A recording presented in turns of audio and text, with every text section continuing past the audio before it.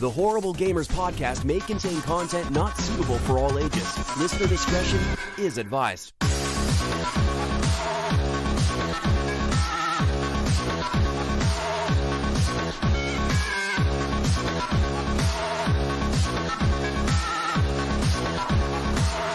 Welcome, ladies and gentlemen, to Horrible Gamers Podcast, show number 390, been recorded on April the 5th, 2022. I'm one of your hosts, Jesus Gunny, also known as Jesus Walks Out. Today, I'm joined by my friends.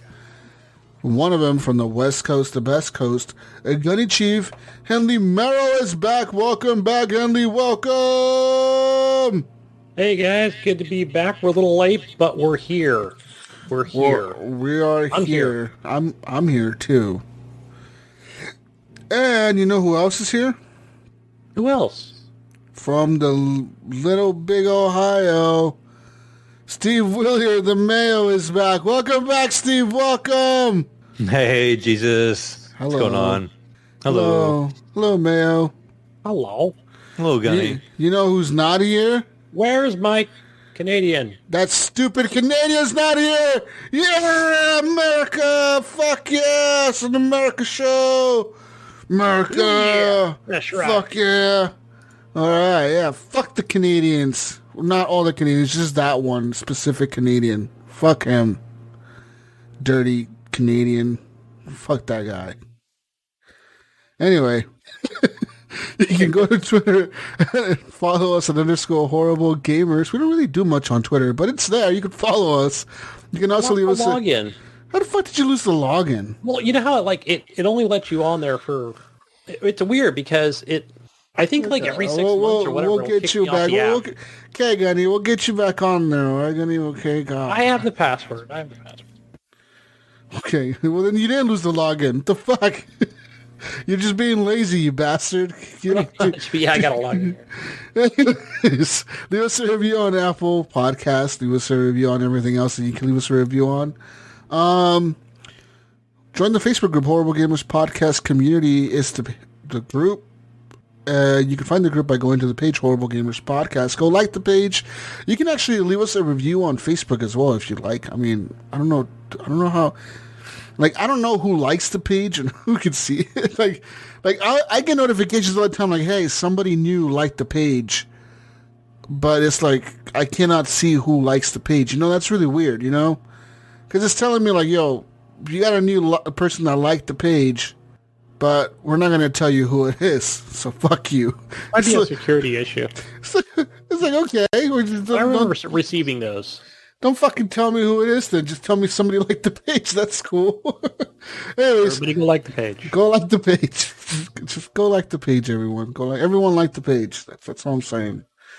You can also support the show with the monies by heading on over to Patreon at patreon.com/Horrible Gamers and support us with your money machine. The money machines. Like our friends Leahy, the legendary Big D, Jason Sams, Robert Noble, Sean Patrick, Chad, and the M, Pork Chop Poo, and Nipron, the best HGP host ever, Evan Big Girls, plural, Big D, Tanaka, Jonathan Big Titan, Big D Hall, okay. And the first, all two numbers. And the first HGP Patreon, Bill, still even the biggest D Garner the second. Because he's not good enough to be the first. Right, he's got to be last place. What a fucking loser. Anyways, thanks to all of you for being Patreon machines. We love you all. You're not a loser, Bill. I love you, buddy. You're just last place. You're just not first. That's all I'm saying. Okay. Anyways, you can also support the show, Mayo, by heading on over to Redbubble, getting yourself a nice shower curtain. Maybe some socks. Ryan's still waiting on his. I don't know if I bring shower curtains up. Ryan seems a little sore on that one. Some socks. He's mad he's not joining us over that. Maybe some acrylic blocks. Maybe you need a phone case, Mayo. You can go there and buy yourself a nice HGP branded phone case. Just head on over to Redbubble. You click on their site. There's a search bar with thousands and thousands of artists. You know, you can search for lots of different people on there that have their art up for sale. But we have our logo up for sale. That's the HGP logo. That's right. Like Gunny over there. That's a nice journal. Is that like a... let's get a nice look at that, Gunny. Is that a nice high gloss there in the front? It is. It's a nice picture. It almost looks cut off or whatever. Yeah. In certain places, but yeah, just some of the words that are, the weekly podcast part of it. But you can clearly see horrible gamers on there on this notepad. It's a very nice notepad. You know what? I'm going to get myself a notepad. That looks very nice. Yeah. Anyways, go ahead on over there, search for Horrible Gamers, and you can see us. See a person wearing our logo, our T-shirt. Buy yourself a nice T-shirt. It's summer. It's spring. You know, the weather's changing, Mayo. You don't got to be all bundled up anymore. Well, right? Well, kind of right now. Kind of. I mean, it's like it rained all day here today. Yeah, dude, that's a road trip, and it rained the whole trip. Not fucking kidding, bro. Rain? Like, what is rain? Like here today, it's been like real shitty. Like, actually, it's nice right now. Yesterday was real shitty. It was like windy. It was fucking hailing for some reason. Like earlier this morning, I was driving. It was fucking hailing, dude. Like in the middle of like my drive between like two towns, just fucking hail coming down. And then I got to the other town and it was sunny. I'm like, what the fuck's going on right now with the weather, dude? It was really odd. It's just been like hailing and windy and rain and sunny all at the same time. This is our fault. We're both on vacation, so, you know. Yeah, it's all fucked up.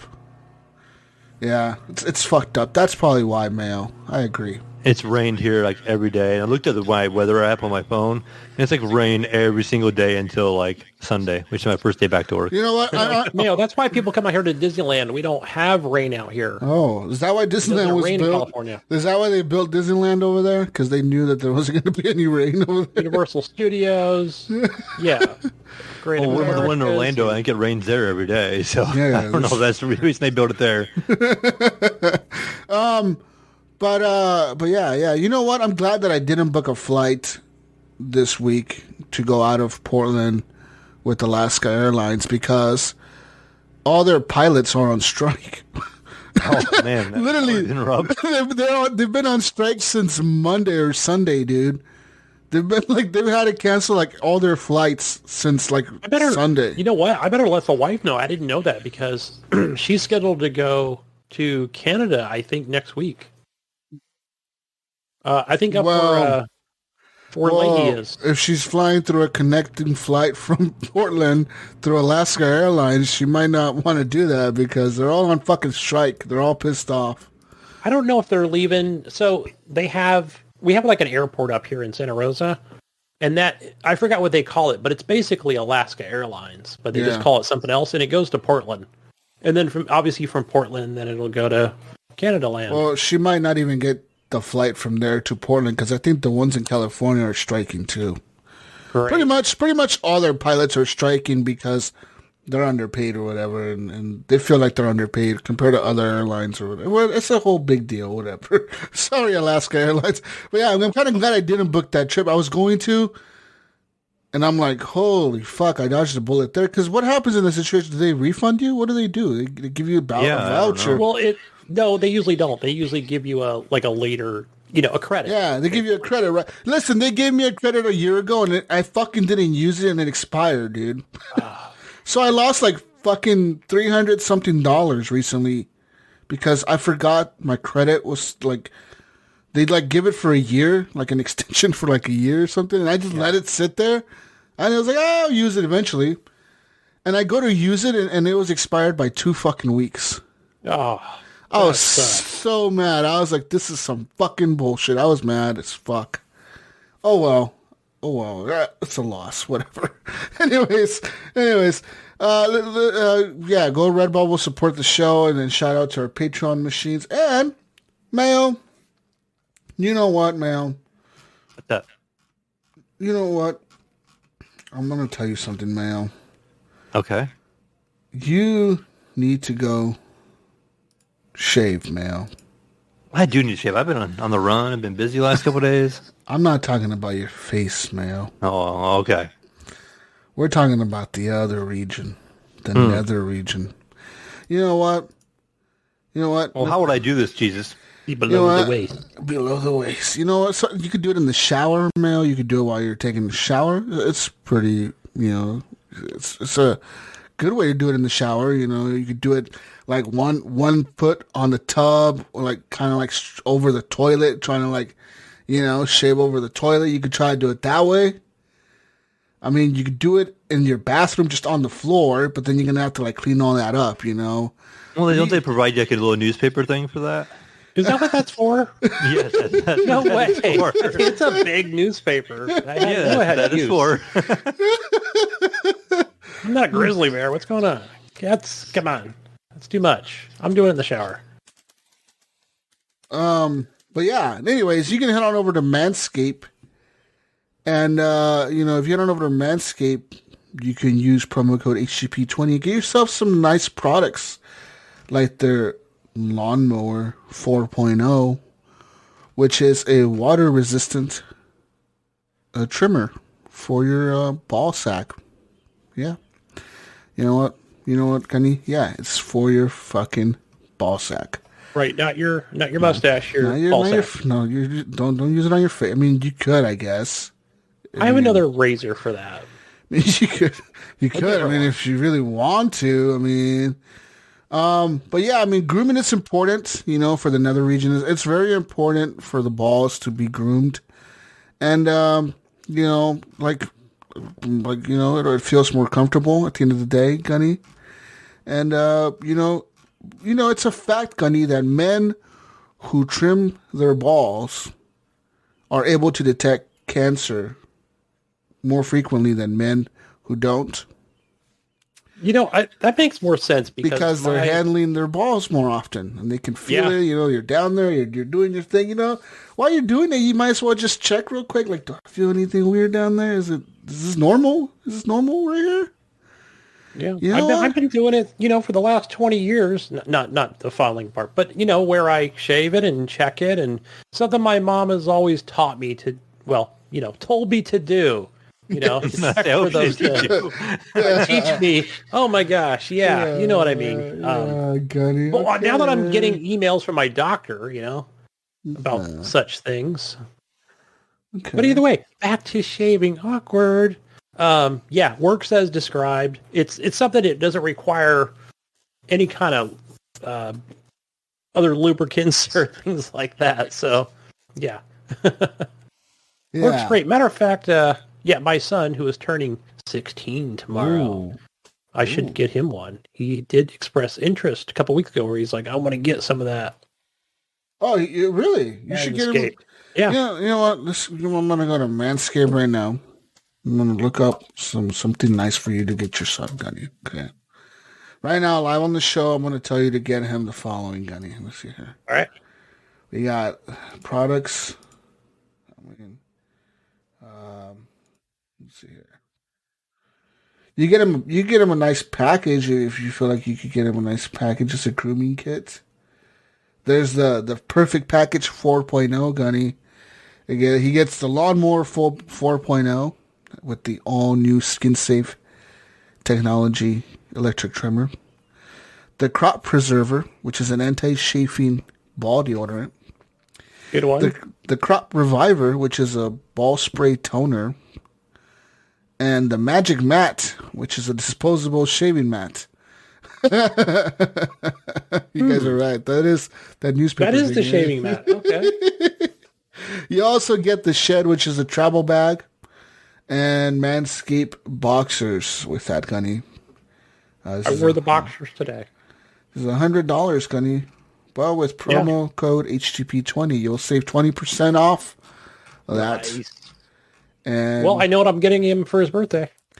Yeah, I think he would enjoy that. Those boxers are really comfortable. Not even fucking bullshitting. Like, we got a pair of those boxers in our thing, right? Like, I was like, God damn, these are comfortable, man. Like these are really comfortable. I wore that and the shirt today to work. The shirt is really comfortable. I was totally promoting today all day at work. The shirt. I wear a uniform. It's comfortable. But, yeah, the shirt is comfortable. The boxers are comfortable. The lawnmower trimmer works well. And then there's the other one, right? What was the other one called? Weed Whacker? The Weed Whacker, yeah. There's another product that they have. Anyways, go over to Manscaped, use promo code HGP20, and get yourself 20% off your order, free worldwide shipping, and go support us by going to manscaped.com and using promo code HGP20. Anyways, it's video game talk time. Video games. That's what we kind of do here, right? Do we? Oh, is yeah. Sure. Is this a podcast? It is a podcast about video games. Mm-hmm. Okay. Why are you a gamer? Okay. Well, Let's analyze this. Don't ask me these stupid questions, Gunny. I don't want to answer right now. Why do you play video games? Jesus, I saw that on Twitter the other day, and I thought, whoa, why do I, man? Whoa, man. Why do we You know what? play I think I video games? responded to Discord or whoever put that out there. I'm like, it completes me. But we've answered this question before. Okay, Gunny. Mhm. Escape from reality. Pretty much. All right. Speaking of escape from reality, have you guys watched that Halo show yet? Oh yeah, I No. watched. I almost finished episode 2 before I got interrupted. Me too. So I watched episode 1 and episode 2, and then so I actually kind of like it. I mean, it feels like they actually did an okay job with Halo. I feel like. I mean, this is based before the fall of Reach, which is before Halo 1, which is before the stories of the Halo games. That's what I'm getting. Someone who's not like this huge Halo fan and into Halo lore. Yeah. You know, where I've played probably every Halo game but not completed them and really just dabbled in every Halo game. I think I did do Combat Evolved. I did finish that one years ago. Yeah. But as far as the show goes, I feel like, yeah, this is really good. I think. Yeah. So I could care less that, spoiler alert, I mean, but it's all over social media, that John, Master Chief, took his helmet off in episode 1 or whatever. Like, who cares? Right off the rip. Right off the rip. Just do it. Yeah. What do you say, Mayo? Did you watch these? No, I didn't want to pick up another subscription service. I have all of them already, and I'm like, really, Paramount? Like the one I don't have? You know, I have Apple, I have Hulu and Netflix and So Amazon you can, and... So let me clue you in on a little bit of how a lot of these things work. And Jesus probably already knows this, but maybe for some of our listeners, and this is not a promotion for Halo, but on every service, if you ever notice how they all play into each other, I think Netflix is excluded. I could be wrong on this, but anytime you see Amazon, Hulu, Paramount, I believe YouTube, Google does the same exact thing, where once you get past like episode 1 of any TV show, they're always free. The first episode of every TV show is always free. There might be some that are excluded from that, but I've always noticed that where I'm like, why is every episode free? So yeah, one of the things that's promoting right now through YouTube, you can just go and watch the first episode on there, but you can do it through any service that you subscribe to. Nice. I know there you can do the first month of Paramount for free through the Xbox. Oh yeah, so that's what I did. I think it was like premium or something. I don't know. There was like a hobo package, and then there was the premium. So I think I just did premium. We'll see how it goes. I don't have cable television anymore, or we don't in our living room. So now that I have that plugged in, I actually saw the wife looking on there going, she's over there watching some TV show in CBS this morning or something. So I'm like, cool, it's kind of working out. You know, we'll see how it goes, how long I keep that subscription. But, you figure Star Trek for me, Picard, Season 2. Season 3 is already, like, in the works. So it's already looking good for me on Paramount. But yeah, anyways, I really liked it. I thought they did a good job with the Spartans. They're big motherfuckers. You know, they're these big people in big suits. You know, we were joking about before how the guy was going to be a short guy in the fucking suit, but no, like the Master Chief is a tall motherfucker. He's like 8 feet tall. He is huge. The other Spartans are like 8 feet tall as well. They're all big. They're all fucking badasses. And like, like I said, this is based before the video games, so like the UNSC is all pretty much intact and shit. Everything's like they're all, everything's big. The Covenant showed up and they're looking for some shit. And we're kind of getting some backstory there. We're getting some backstory on Master Chief and all that. Because I don't know if you know this, Mayo, but Master Chief is actually a person, Mayo. He's a man. Oh, yeah, okay. I figured that. Okay, he's a person, Mayo. He's not an alien. He's not a suit. He's not Cortana in the suit. He's a man. Okay. Okay. Who, as a child, was taken into a program. And this program, the Spartan program, is what it was called. That's what the Spartans are from.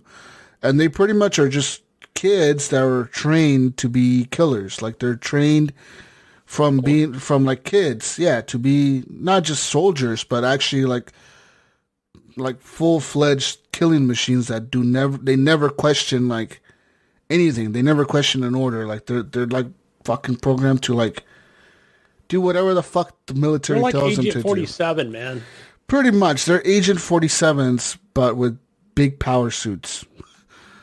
and for people who are probably thinking, what are you talking about? Watch the show. Watch that first episode. You'll see exactly why. And I mean, I think they've brought that up in the video games as well. Like in some of the video games, I remember them bringing it up, like how Master Chief was made or whatever, and how the Spartans were made or whatever. So it has been brought up in the video games before. And you kind of know that from the video games. And I'm assuming that's where the show got the shit from or something. But, yeah, it was cool. Every time Master Chief walks around in his big suit, you hear the loud clunky steps. The doom, doom, doom, doom, doom. Clunky ass fucking steps and shit, so. Man, I was having a little bromance there, especially in episode 2, where I'm like, that is a man's man right there. That guy is tall. But yeah, episode 2 was really good. I was like, kind of going into it, going, all right, what's going? Oh, it was good. Yeah, as far as action, I don't know about the girl. I don't know if I like the chick yet. The girl that's with him. So I don't know. Is she somebody? I was going to ask because there's somebody who doesn't know the lore. Is she somebody important that I don't know? No, not that I. Like I understand, like her dad and her family and her people and that sort of thing, but I wasn't sure. I don't think so. I think she's just a fucking character that maybe she's part of the books or something, but I never seen her in the video games. So who knows? But we've seen the other characters in the video games like Dr. Halsey and all those other motherfuckers, We've seen some of them in the video games. But yeah. Anyways. The show's cool. Go watch it. It is. It's a good show. I'm enjoying it. Just go watch it. Don't think of it as a Halo show. Think of it as a show with Halo skin on it. I think, in one way, maybe and just the way I'm approaching this is, for any of the negativity out there as far as like, taking the helmet off, blah, blah, and all this thing. But I'm like, wait, I understand they want to focus on him as a person as well. And I think the fact that they even featured Master Chief like right off the beginning is like already awesome, because how you see other TV shows or that just like, oh, it's not even even showing that person or their character or whatever. So I'm like, this is good. This is great right off the bat. I think people will enjoy it. Yeah. Anyways, go watch the Halo show. What else? Speaking of shows, another favorite show of mine right now that I'm watching is called Severance. It's on Apple TV. That show is really fucking good. If you haven't watched Severance on Apple TV, I highly recommend that show. It's season 1 so far, episode 7 or 8 at this point. That last episode, though, man, was fucking wild, crazy as fuck ending. That was a big cliffhanger that I can't wait for this week's episode. I'm really enjoying that show. So Severance is fucking dope. Go watch it on Apple TV if you get a chance. Subscribe to it. Get a fucking trial. I don't know. Just go watch it. It's fucking. I need really to make use of my Apple. I haven't used it in a while. It's really fucking good. Watch the last Severance. time I watched, maybe Mythic Quest was the only time I used it. No, watch Severance, dude. It's fucking good. I heard the other show that they have on there called something horses, like lazy horses or slow horses, whatever the fuck, something horses. is really good too, and that's about like MI5 or whatever, and Britain or whatever, like their secret fucking agency or whatever. Like it's about that. It's about fucking secret agent spy shit or whatever. I heard that one's really good as well. But Severance is really fucking good, Gunny. Go watch it. Just go. I'm never gonna tell you nothing. Just go watch it. All right, I'm gonna get that right now. Go watch it with your wife. Your wife would probably like it too. Go watch it. Anyways, let's talk about video games. Video games that I've been playing this week and whatnot. So this week I went and I bought a video game. I bought World War III. That is on Steam. That it's a $14.99 title, so it's about $15. It is going to be a free-to-play game sometime. I don't know when. But they have announced that they will go free-to-play eventually. I mean, we just don't know when, but to get early access now. It was supposed to be March. How is this game shaping up? Because I remember well over a year ago when it was kind of like in its alpha stage, but it was still available for everybody to purchase. It's great. So yeah, I mean, it's a great fucking game. I'm having fun with it. I'm having a great experience with it. It runs amazingly well on the PC. I mean, there's literally no problems with it on the PC. And besides, it's a little buggy here and there. But as far as the performance though, it's phenomenal. The game runs like well over 140 frames, sometimes up to 160. And I'm running it at full like resolution, 1440p, and on ultra. So I mean, for that game to run that well, you know, and as good as it does, it's kind of incredible. To me, the way it looks great. Obviously, I mean, the graphics, they're not like, I would say they're probably on par with Battlefield 5, just about. But they're not... maybe 2042, maybe, even? That's what I meant, Battlefield 2042. And, they're pretty close to Battlefield 2042 graphics, but they're incredible game, dude. The maps are pretty well done. They're very big, very kind of detailed maps. They're kind of well laid out. I like the way they're laid out and the way you can go from checkpoint to checkpoint to capture objectives. There's vehicles in the game. It reminds me a lot of the Homefront multiplayer. Have you ever played Homefront, the multiplayer mode in that game? That multiplayer was one of my favorite multiplayers ever. I really, really enjoyed that multiplayer when it was out. Too bad that it didn't catch on, that the game kind of died eventually, but that multiplayer was really cool. And one of the aspects of their multiplayer was that anything that you did to help your team out earned you points, and those points could be used to call in kill streaks, and that's what you used to call in your kill streaks. And you had 3 kill streaks you can select, like you can preset the 3 kill streaks, and each of them would cost you a different amount of points. And no matter... like if you got, if you kept dying, but you kept running to the objectives and trying to cap them and you were trying to fight the other team all the time, you were constantly getting points for helping your team out. And these points obviously eventually would add up. Even if you died 40 times, you eventually would get a cool kill streak because if you saved all your points, you could call in some cool shit. This game has the same kind of thing where you got these cool kill streaks you can call in. There's different ones. There's Predator drones. There's UAV. There's jammers. And there's actual UAVs. UAVs can spot enemies on the map. Jammers jam enemies on the map. So when I'm talking when you're being jammed, your HUD kind of goes fuzzy. Your radio communications are down. So like the guy calling out commands or whatever, like the in-game character that says like point A is being lost or point B is... that guy is coming in fuzzy. And when you're in that mode, your HUD gets kind of fuzzy. Like your minimap, everything goes fuzzy. You can't see your minimap. You can't see like everything's kind of static. And in that mode, when you're being jammed, you can't use your kill streaks, and your friendlies cannot spawn on you. Like your friendlies take longer to spawn on you because usually you can respawn on your teammates, but if you're being jammed, it takes them like 5 or 6 seconds for them to respawn on you. Like it's a delay, So there's that. Also, when you're being jammed inside a vehicle, like if you're in a tank and you're being jammed, you cannot fire your weapons. You can also, you could fire your weapons, but you cannot your aiming reticle is gone. Yeah. So you can't fucking aim. You don't know where the fuck. Crosshairs or nothing. Yeah, it's all gone, so it's kind of difficult to aim. So that's that when you're being jammed. But you can call in some cool kill streaks, Gunny. There's like a little drone you can fly around and blow up. There's There's a Hellfire missile you can call in. You can call in a Predator missile as well. That's like a more direct fire missile. You can call in a Carpet Bomb. You can also fly this like little helicopter drone thing around, which I have unlocked, and I tried to use it today, and I couldn't fly it with the mouse and keyboard. It was too weird. I couldn't fly it with mouse and keyboard. You need that controller support. But even it does have partial controller support. No, it worked. The 360 controller works. Like the Xbox controllers work. So I used my Elite controller, but then I couldn't fly with the Elite controller. Like the flight buttons are really weird. Like the left trigger was throttle up, and throttle down was like the thumbstick down. And fire. No, it wasn't. It was normal controls. Fire was like RB was to fire. It was really fucking weird. So pretty much all I did for like 10 seconds is crash my helicopter into the ground and the walls around me.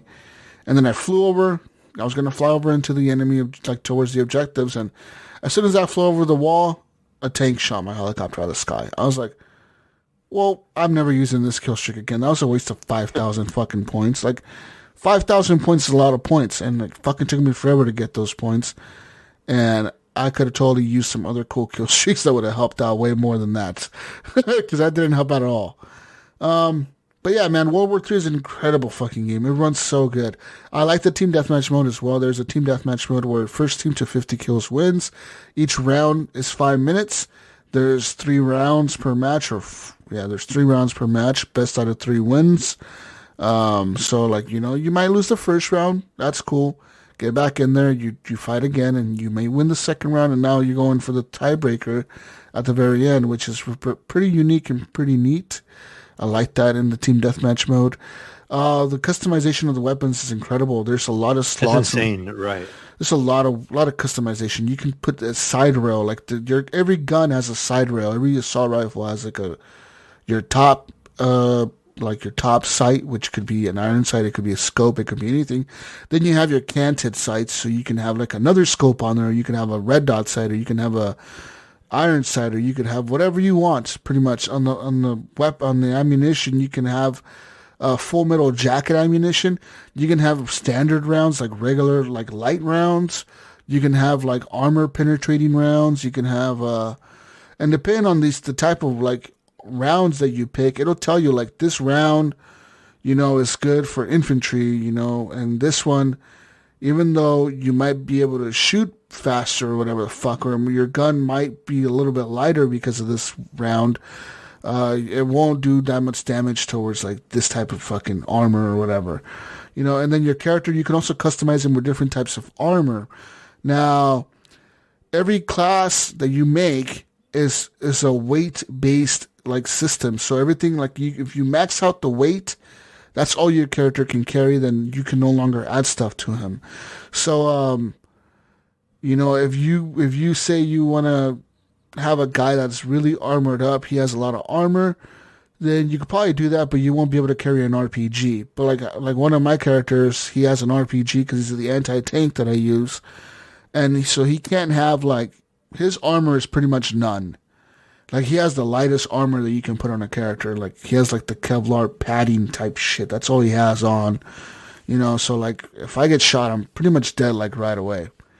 Whereas my, like, assault class character, like, I put the heaviest armor on him, and he can take a little bit more shots, you know. Like, I could get shot at a little bit and kind of live sometimes, you know, like, not all the time, but sometimes I could live, you know. So that's kind of cool that they have different types of armor as well. You have a backpack that you carry with you, and then in this backpack you can carry extra stuff, such as your, like, a different scope for your gun or for your guns, or you can carry, like, a different type of grenade. So you can have, like, a smoke grenade in there. You can have a concussion grenade in there. You can have your regular grenades in there. Every character also has, like, an equipment slot. This equipment slot is pretty much a bag that you throw out every so often. Like, it refills up. You know, as soon as you throw it out, like, the thing refills, like, the little bar starts filling up again. And you can either throw down health, ammo, armor, or, the third one is called, I don't remember what the third one was called. It's called, like, It's called like gadgets or something like that, and like that one is for the that'll refill your RPG ammo and your gun ammo. Like that one can Any refill grenades? both. No, I think so. Maybe grenades as well. I think it refills your grenades, your RPGs, and your weapon ammo as well. Like that one refills almost everything besides your health. And then the armor, like pretty much the armor refills your armor if your like armor gets damaged, because it does when you get shot at. Or like sometimes people can shoot at you in your head, like at your head, and they'll shoot your helmet off. You see Right, your yeah, helmet. they shoot your helmet off. You can see that. You see people's helmets flying off quite often because if you get shot in the head, your helmet will just fly off. That usually happens. So yeah, I mean, it's kind of cool. It's a pretty unique game. It's pretty neat. It's going to be free to play soon. I just wonder what they're going to do with the free to play model. What their plan is to monetize it, and then obviously they're going to have a battle pass because they have it already in the menu, like a battle pass icon. But I wonder how they're going to deal with all the microtransactions. Is it going to be skins? Is it going to be weapons? Is it going to be perks? I wonder what it is, because there's a lot of customization to the guns. There's a lot of different skins you can put already on the guns. And I wonder if these are going to be sold to you, or you're going to have to unlock them with the currency, or what the deal is with that. I know I have unlocked some skins for some of my guns, like my M4. I have I've unlocked this like gray color to it. Like I painted it like gray today. Like you can change the color on it and shit. Like I figured that out, how to do that today. But yeah, it's a pretty cool game, Gunny, and I really like it. Even for the $15 price tag right now, I feel like it's worth it. Like I really enjoyed, the time I got to play with you and stuff. It was a good time. It felt like I was playing Battlefield. Yeah. I mean, it really did. It feels like a $15 Battlefield that's going to be free to play here soon. And it's really I saw Iams playing today, but I think he was just messing with some settings. I was like, "You're playing too? This game must be good." But yeah, I can definitely see nowadays the way things are. Definitely like a skins type thing where that'll be your free to play. Monetary system. Yeah, I really like the weight. The game, the weight also doesn't it determine like. Cause I remember a couple times I was trying to like vault. Basically, it has like a vaulting, like a climbing mechanic, and there was times I couldn't jump up on ledges, where other times I could. I think the weight goes into matter. Like if I switch class, sometimes I couldn't climb up to whatever I was going to climb up to before. Yeah. Like because it's a heavier class, so it limits like how much you can kind of climb and kind of vault as well. I don't think this game's got really good balance to it. Like they're really doing a good job on how things are balanced. It's just, basically. Probably unlike other games, that probably my biggest complaint so far. The only thing I found about it, and probably the free to play part with the help with this, is just the player base. It only has about 2,000 people. Like we looked it up that one day, Jesus on, and so matchmaking be kind of difficult sometimes. Like sometimes we would have problems with matchmaking, but if this game was free to play and they could advertise it, like throw it on Steam or whatever, and be like, hey, free to play. For a little while and get some people playing. Like if matchmaking was better, this game would be great. I would definitely pick this over top of Battlefield at any time. Like I feel like it's a way better game and way more fleshed out than Battlefield is. Yeah, definitely. No, I agree. Yeah, once it goes free to play, it's gonna be. I think this game is gonna be fucking good as shit and popular as fuck. But yeah, I really enjoyed World War III. Brink is playing it. He's liking it. He likes the team deathmatch more than the other mode. I like the other mode more than Team Deathmatch because I like to call in the kill streaks. I liked the other mode with the where you had like the 2 capture points. You had like A1 and A2, B1, B2. So like if you got like A1, you technically still had to get B1 or A2. Yeah. And then you would actually get the benefit, of having both. You don't start, and they link together in a way. Your team doesn't start getting actual points like to win until you link the 2 objectives. You know what I mean? And if one team starts capping the other objective, and if you take out one of the other objectives, then they lose that link. You break the link, and then they stop getting points for that area.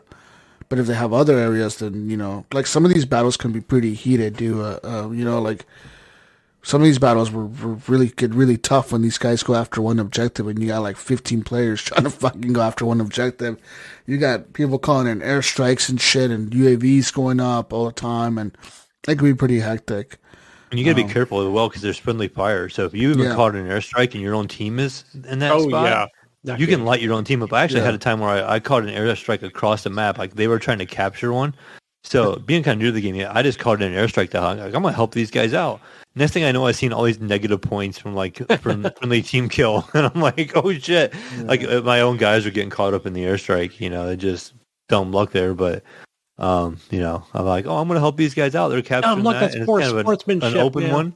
And I'm out there dropping bombs on everybody, and you have no control over where they're dropping. You just launch it, And you are not the commander, Mayo. I get on. Speaking of, we let Jesus have that role. Speaking of Battlefield and shit, the other game that I played this week was Battlefield with Brink. I actually played some Battlefield 1.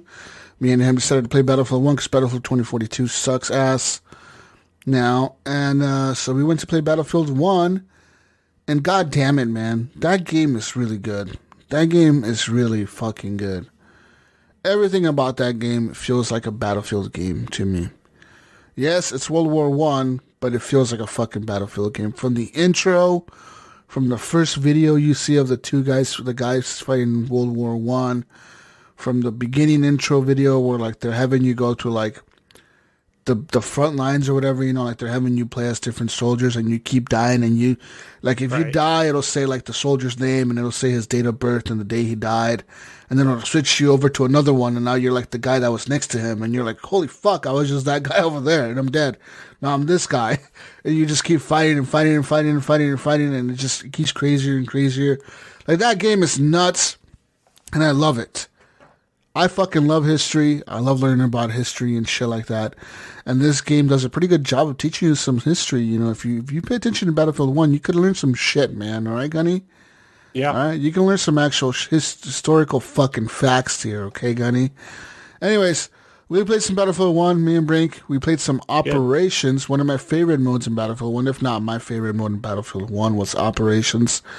Operations is that mode where, like, your one team is defending the 3 objectives, the other team is pushing forward, and then, you got to defend the 4 or 5 or 6 sectors or whatever, and if you get pushed all the way to the end, like, you lose, but if you can hold them off, then they get, like, reinforced with, like, a fucking blimp or a fucking huge tank or a train or whatever. Like, you remember that mode, right?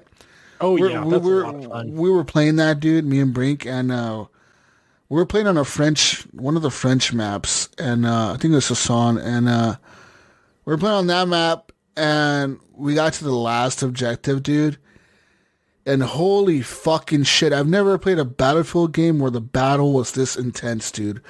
Our entire fucking team and their entire fucking team with like 4 or 5 tanks, they had like 4 tanks or 5 tanks, dude. Their entire fucking team was right there, and we were right there, dude. It was like a fucking standoff, man. It was just like explosions and smoke and artillery fire and fucking just explosions, and everyone's like, all you hear is people dying and screaming and fucking help me, people dying everywhere. I was like, holy fucking shit. Brink was like, dude, I've never been in a Battlefield battle like this. I'm like, me either, dude. Like, this is fucking nuts. It was insane, man. Like, Mayo and Gunny. It was fucking crazy, dude. It was really like something else, man. Me and Brink, we were both like in shock. We were like, fuck, dude. Like, holy fuck. Like, we somehow held them off I think we held them off the first time. And the second time we held them off again.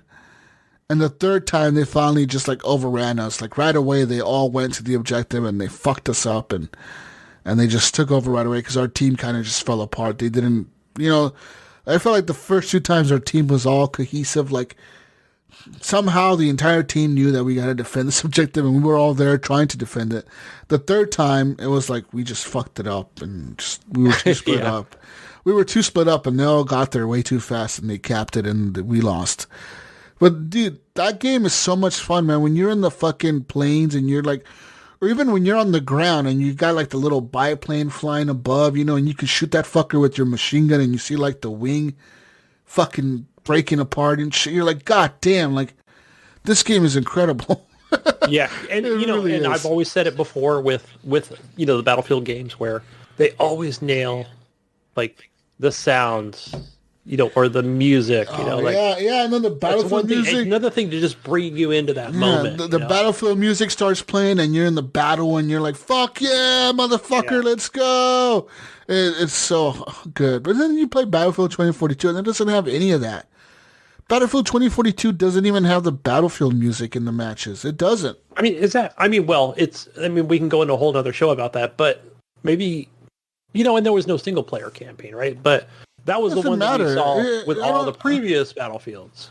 With the full production, music. I don't think the single player matters, but you gotta have the Battlefield music in the fucking matches, man. You gotta have like the music that starts swelling up at the end of the match, when you're winning or losing. The game's winding down, it's all getting intense, and you're like, we're trying to hang on, or we're going to win. It's always done traditionally. And the music starts playing, and you're like, holy fuck, here's the Battlefield music. You're like, holy shit, you're trying to hold off the enemies at the last fucking checkpoint or whatever, and you're like, fuck, we gotta just hold them off for like 2 more minutes, guys. We just gotta hold on.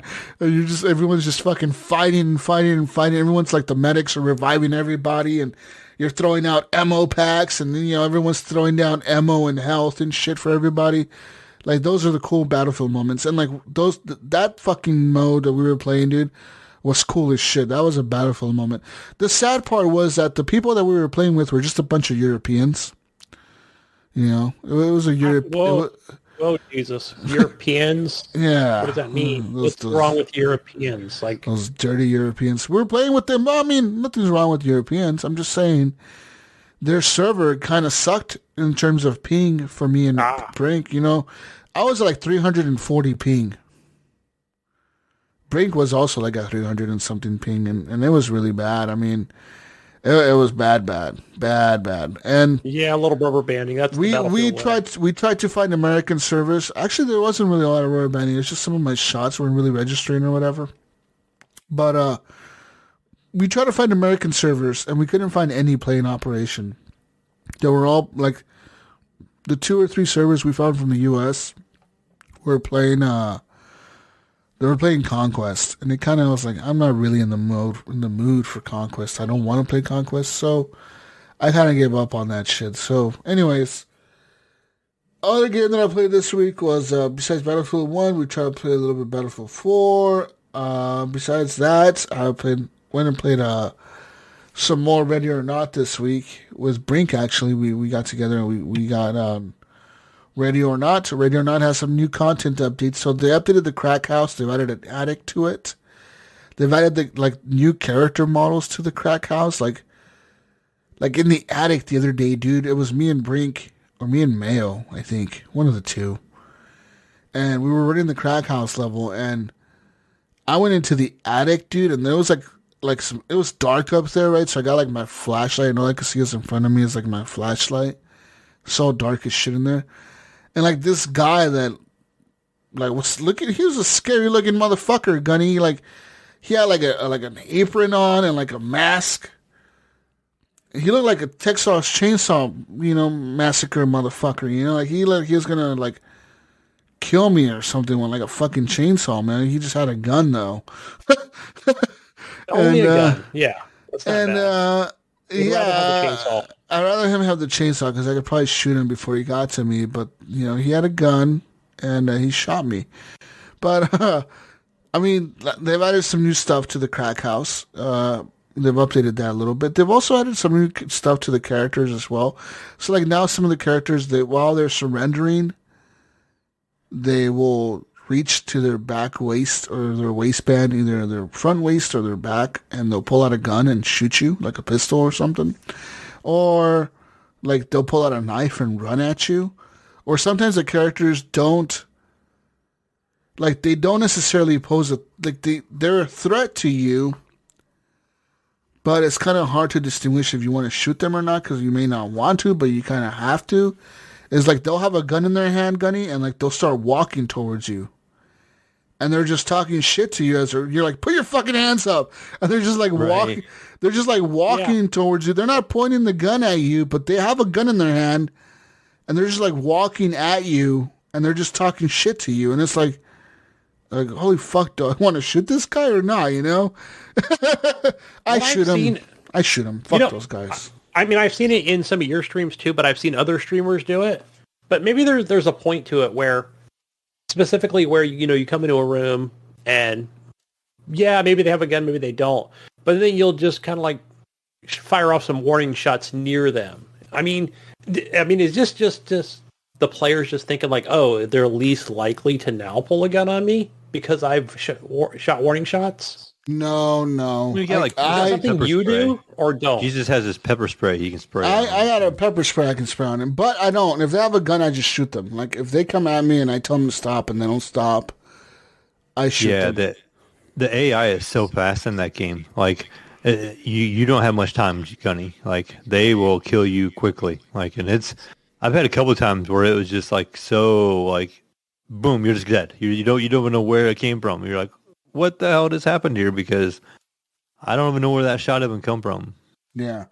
No, you got to be really fast. Your reaction time has to be really, really, really, really fast. Like, yeah, you can't think about it. Sometimes you got to just shoot. I mean, sometimes you'll get people caught up in the crossfire. Like the other day, this one lady, she was walking towards me. I walked into her room. I saw her, and she, like, turned on me, and she had a gun on her. And I was like, put your fucking hands up. And she started walking towards me like, fuck you, pig. What are you going to do? And then she's like, okay, I'll give up. And then she dropped the gun, right? And as she was going down, she like reached to her back waistband really quick. And I just fucking shot her. And good thing I did, because when I walked up to her, she had 2 guns on her. And I was like, holy fuck. Like, if I would have waited too long, she would have probably fucking shot me, you know? So, yeah, you got to be really fast in that game in the reaction time. And there's no second guessing yourself. You got to determine that shit in a split second. And, like, the game, it's really tense. Like, Brink was telling me, like he's never really played a game like it where, like, you kill civilians. You don't want to kill civilians, but you do, because you don't have a lot of time to like distinguish what's a threat and what's not. Yeah, you don't have time, like you said. You got to react fast, and so yeah, it's just on. You're just in that mode, and the game is also very quiet. It's has a very good atmosphere to it. Yeah, like you really feel like you're just clearing a house, and you're kind of going through, and it's intense actually. And you walking through, and you're like, you walk around the corner and there's a crackhead standing there, Gunny, and sometimes, like I was telling Brink, sometimes they'll come up and they'll run around. Like if you fucking fuck around and say you go into a room and you see a guy and he has a gun and you shoot at him and he takes off running and you don't kill him, well, guess what? Now that fucker knows where you're at. And then he either will tell everyone else or he'll come around, like he'll go around the map completely, like around. The pigs are here. No, he will go around the entire map and come around behind you and fucking kill you. And like the other day, when was it? I think it was me and Brink playing. And Brink was like, bro, there was a guy in here. He looked like a clown. He was wearing like purple pants. I'm like, what? He's like, I'm like, where'd he go? And he's like, I don't know. He went this way. So we're in the hotel level, right? And we're fucking like going through the entire hotel trying to find this one guy. And we're both just like scared as shit. We're like, dude, this is scary now. Because now that fucker knows we're here. And he's probably waiting for us somewhere or something, He's probably trying to come after us now. And he's like, yeah, this is fucking intense. I'm like, yeah, dude. But yeah, they've added a new stuff to the game, like a new map. I forget what the map is called, but it's like it's almost like a hotel, and it's pretty much like looks. It almost reminds me of like think of like Gotham City or something, like a Batman like level. Man, we're like, the bad guys took over this fucking hotel or whatever, and they got like all this spray painting everywhere and shit, talking about like fuck the government, fuck the mayor, fuck all this shit, and like. There's like guns all over the place. It's kind of a crazy level, This reminds me of like Gotham City or something. And besides that, they've added new grenade launchers to the game. They've added new stuff to the game, so there's a lot of new content into the game. Also, they've added the ability to carry the people that you arrest. You can carry them for some reason. Now, I don't know why they've added that to the game. I don't know why you would want to carry the people. Because when you're carrying them, you cannot shoot. You cannot do anything but carry them. So I'm not sure why you would carry them. Now, I'm thinking eventually in the next update or two, they're probably going to add like a thing where like you have to escort the people out of the building or something. You know what I mean? Yeah. Like a siege thing. Like take him out to the fucking cop car or something, you know, like take him out to the front or something, you know, like I'm thinking they're gonna add that to the game. But who knows?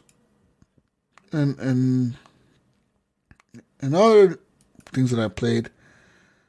So I played that. I played the other game.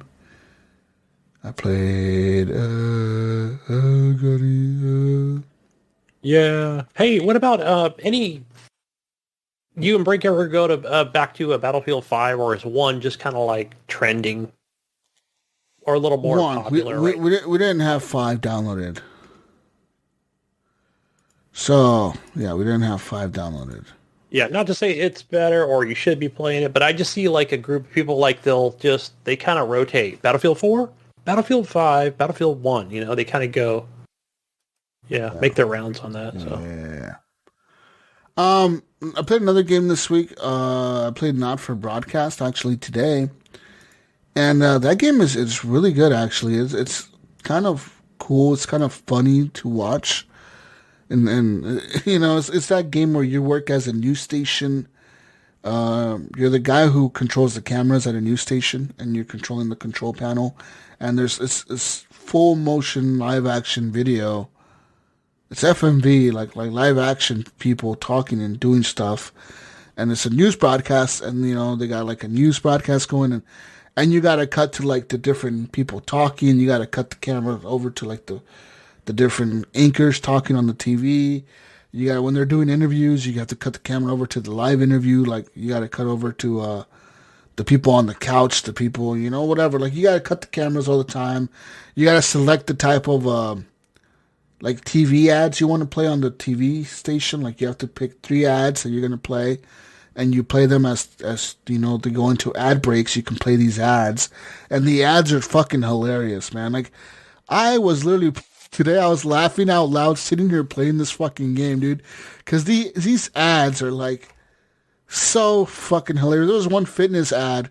It was like this guy like selling like his fitness videos or whatever, talking about like his fitness program or something, and he's like, buy my videos now, and he's like doing like all this, like it's like one of this, like this show is this game is based like in like the aesthetic of it is like the 80s, Gunny, or 90s, I would say 90s. So we're talking Richard Simmons style type fitness, you know. That's a name I haven't heard in a while. I don't know. Right? We're talking. He's still around. I don't know. This show's based like in the 90s, I would say, because it's like VHS tapes that you're putting when you select the commercials that you're going to play. You're grabbing a VHS tape and you're putting it into a VHS player. So you have to pick 3 of them for the 3 different ad slots, and you can play the ads in every which way you want. But sometimes you will get told by your boss, like, hey, we need to play this ad first, or we need to play this ad second, or we need to play this ad third. And sometimes the ads are government-based ads, like government, because the game starts off, there's an election going on, and this government just took over. Like, this government just won the election by a sweeping vote. And they're promising, like, they're going to redistribute the wealth. So the very first thing they announce on TV when they win the election is, we've canceled all the rich people's passports in this country. Like, if you make over so much money, you no longer have a passport. Your passport is revoked.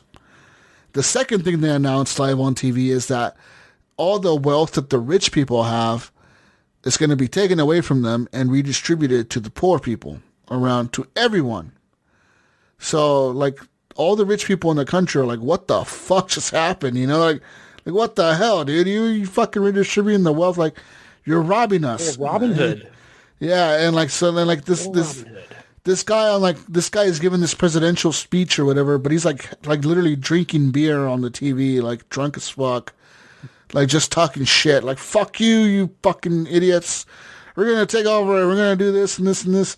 And like it's like a funny story, right? So like this government took over, and like you got to kind of follow their rules and play like by their rules and kind of like promote them to kind of like you or whatever, because you're like the biggest. The station that you work for is like the biggest news station in the country, and then like so like you got all these ads, you got like this 80s or 90s aesthetic. It's fucking hilarious, dude. Like, there's cussing and shit. You gotta bleep out the cussing. You know, when the people cuss on TV, you gotta, like, bleep it out. You gotta, like, make sure, like the broadcast signal stays strong. So sometimes, like, you gotta fucking, like, fidget with these, like, stupid little things with your mouse. As you're controlling the cameras, you gotta, like, fidget with your mouse and, like, fix this, like, little wavelength thing. Like, it's, like, the signal or whatever, booster or whatever. Like a Mass Effect style type thing, I think. That was another, yeah. Yeah, something like that. It's really fucking good. It's funny as shit, man. It is really funny. The game is actually kind of funny, kind of dark, but the commercials are fucking hilarious. like you could probably Google like on YouTube the commercials for this game. Like just look up like Not for Podcast commercials, and they're pretty fucking funny. Like I said, the fitness one. The guy doing the fitness instruction is like, did you know fat people are statistically not going to live past the age of 26? He's like, you don't want to be like them. You want to be like me. Get fit and buy my VHS. And then he's like talking shit about like fat people and he got like these hot girls doing exercises with him and shit. And then like, there's another commercial, like the one guy who sells like furniture. And I was like, we got blue couches, we got red couches, we got gray couches, we got all the couches you may want. And he's like, like all these like funny ass commercials, dude. And then there's like these other serious commercials. Like one of them was for like, I think it was the government commercial, and it's like, do you want to be a burden to your family when you're old? It's like, we could take care of you or something like that. You know, don't be a burden. Just die with us. Come live with us, and we'll take care of you till you die, or something like that. Just sign us over your money. Yeah. Yeah. It's like, what the fuck? And then like the guy who runs the government, they came on the news station and they were talking about like how they got this new program for people that, you know, if they don't want to be a burden to their family, they could fucking go and live with the government, and the government will take care of them or whatever till they die. You know, they don't got to be a burden to their family. And the guy was like, yeah, my uncle, like my great uncle, he almost died one day and he had a stroke, but then the bastard lived for 10 more years and we had to deal with him for 10 more years. It's like, what? It's like, what the fuck? That's how he'll be remembered. He's like, yeah. He's like, I'm pretty sure he would ask my aunt to kill him every day, but she wouldn't because it was illegal back then. But now we're taking care of the problem. He's like, what the fuck? What the fuck's going on? Yeah, it's kind of a funny game, man. Where like the fucking humor is there. It's dark and it's fucking good, and it's actually pretty well done. And like, you know, I think this game is now in like a bunch of different languages as well. They dubbed it for other countries or whatever. Like it's in like Spanish, French, you know, German. I think it's Russian as well. I don't know if it's in Chinese or Mandarin yet, but it's in a lot of different languages, I'm pretty sure.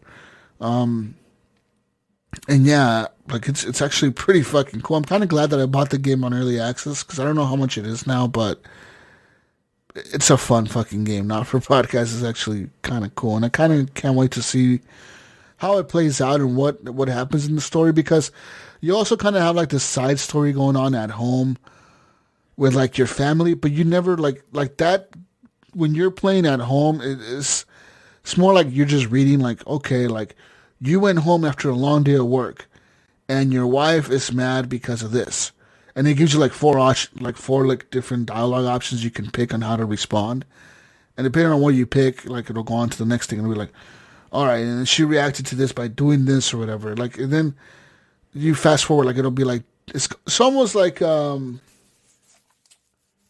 ever played like Papers, Please? Yeah, where like you have these dialogue options, you know. It sounds like it. Yeah, and like and then it'll skip like now it goes from day 5 and now it's like day 15 and now it's day 20, now it's day 30, now it's day 45, now it's day 60, and like right now I think I'm on day 155, which I just did the broadcast for that day.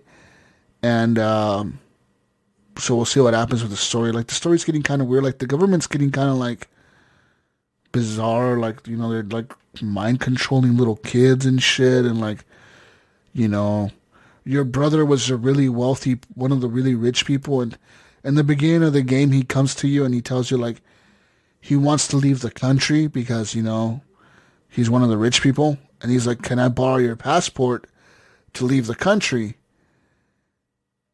And you could be like, yes, here's my passport. Or you could be like, no, fuck you, dude. It's against the law. Like, I'm not going to let you take my passport. And, like, I was going to at first, Gunny, but the game kept giving me the option to, like, back out. It's like, are you sure you want to do this? Okay, maybe for a later decision. And then I was like, strategy. I was like, yes. And then it's like, okay, then it's like you went upstairs to your safe and your wife, you woke her up and she's asking you, what are you doing? And you can tell her, like, oh, nothing, don't worry about it, go back to bed, I'm fine. Or you could be like, look, my brother's here, he wants my passport, he's trying to leave the country because of this new fucking government or whatever, and because they revoked his passport. And, like, I tell her that, and she's like, oh, like, she's like, you know what I would do, I support your decision whatever you make, but, you know what's the right thing to do. And I was like, what the fuck does she mean by that? I was like, yeah. Okay. She's like, okay, do the right thing. What the fuck? I was like, and then, like, one of the options for dialogue was like, okay, yeah, I know it's the right thing to help him, so I'm going to help him. And that's the option I picked. So then you go back downstairs and it's like, your brother's like, oh, hey, man, did you get the passport? Can I get it now? You know, I thank you so much for helping me. And it's like, you can hand over the passport to him and tell him good luck. Or you could be like, no, fuck you. I'm not doing it.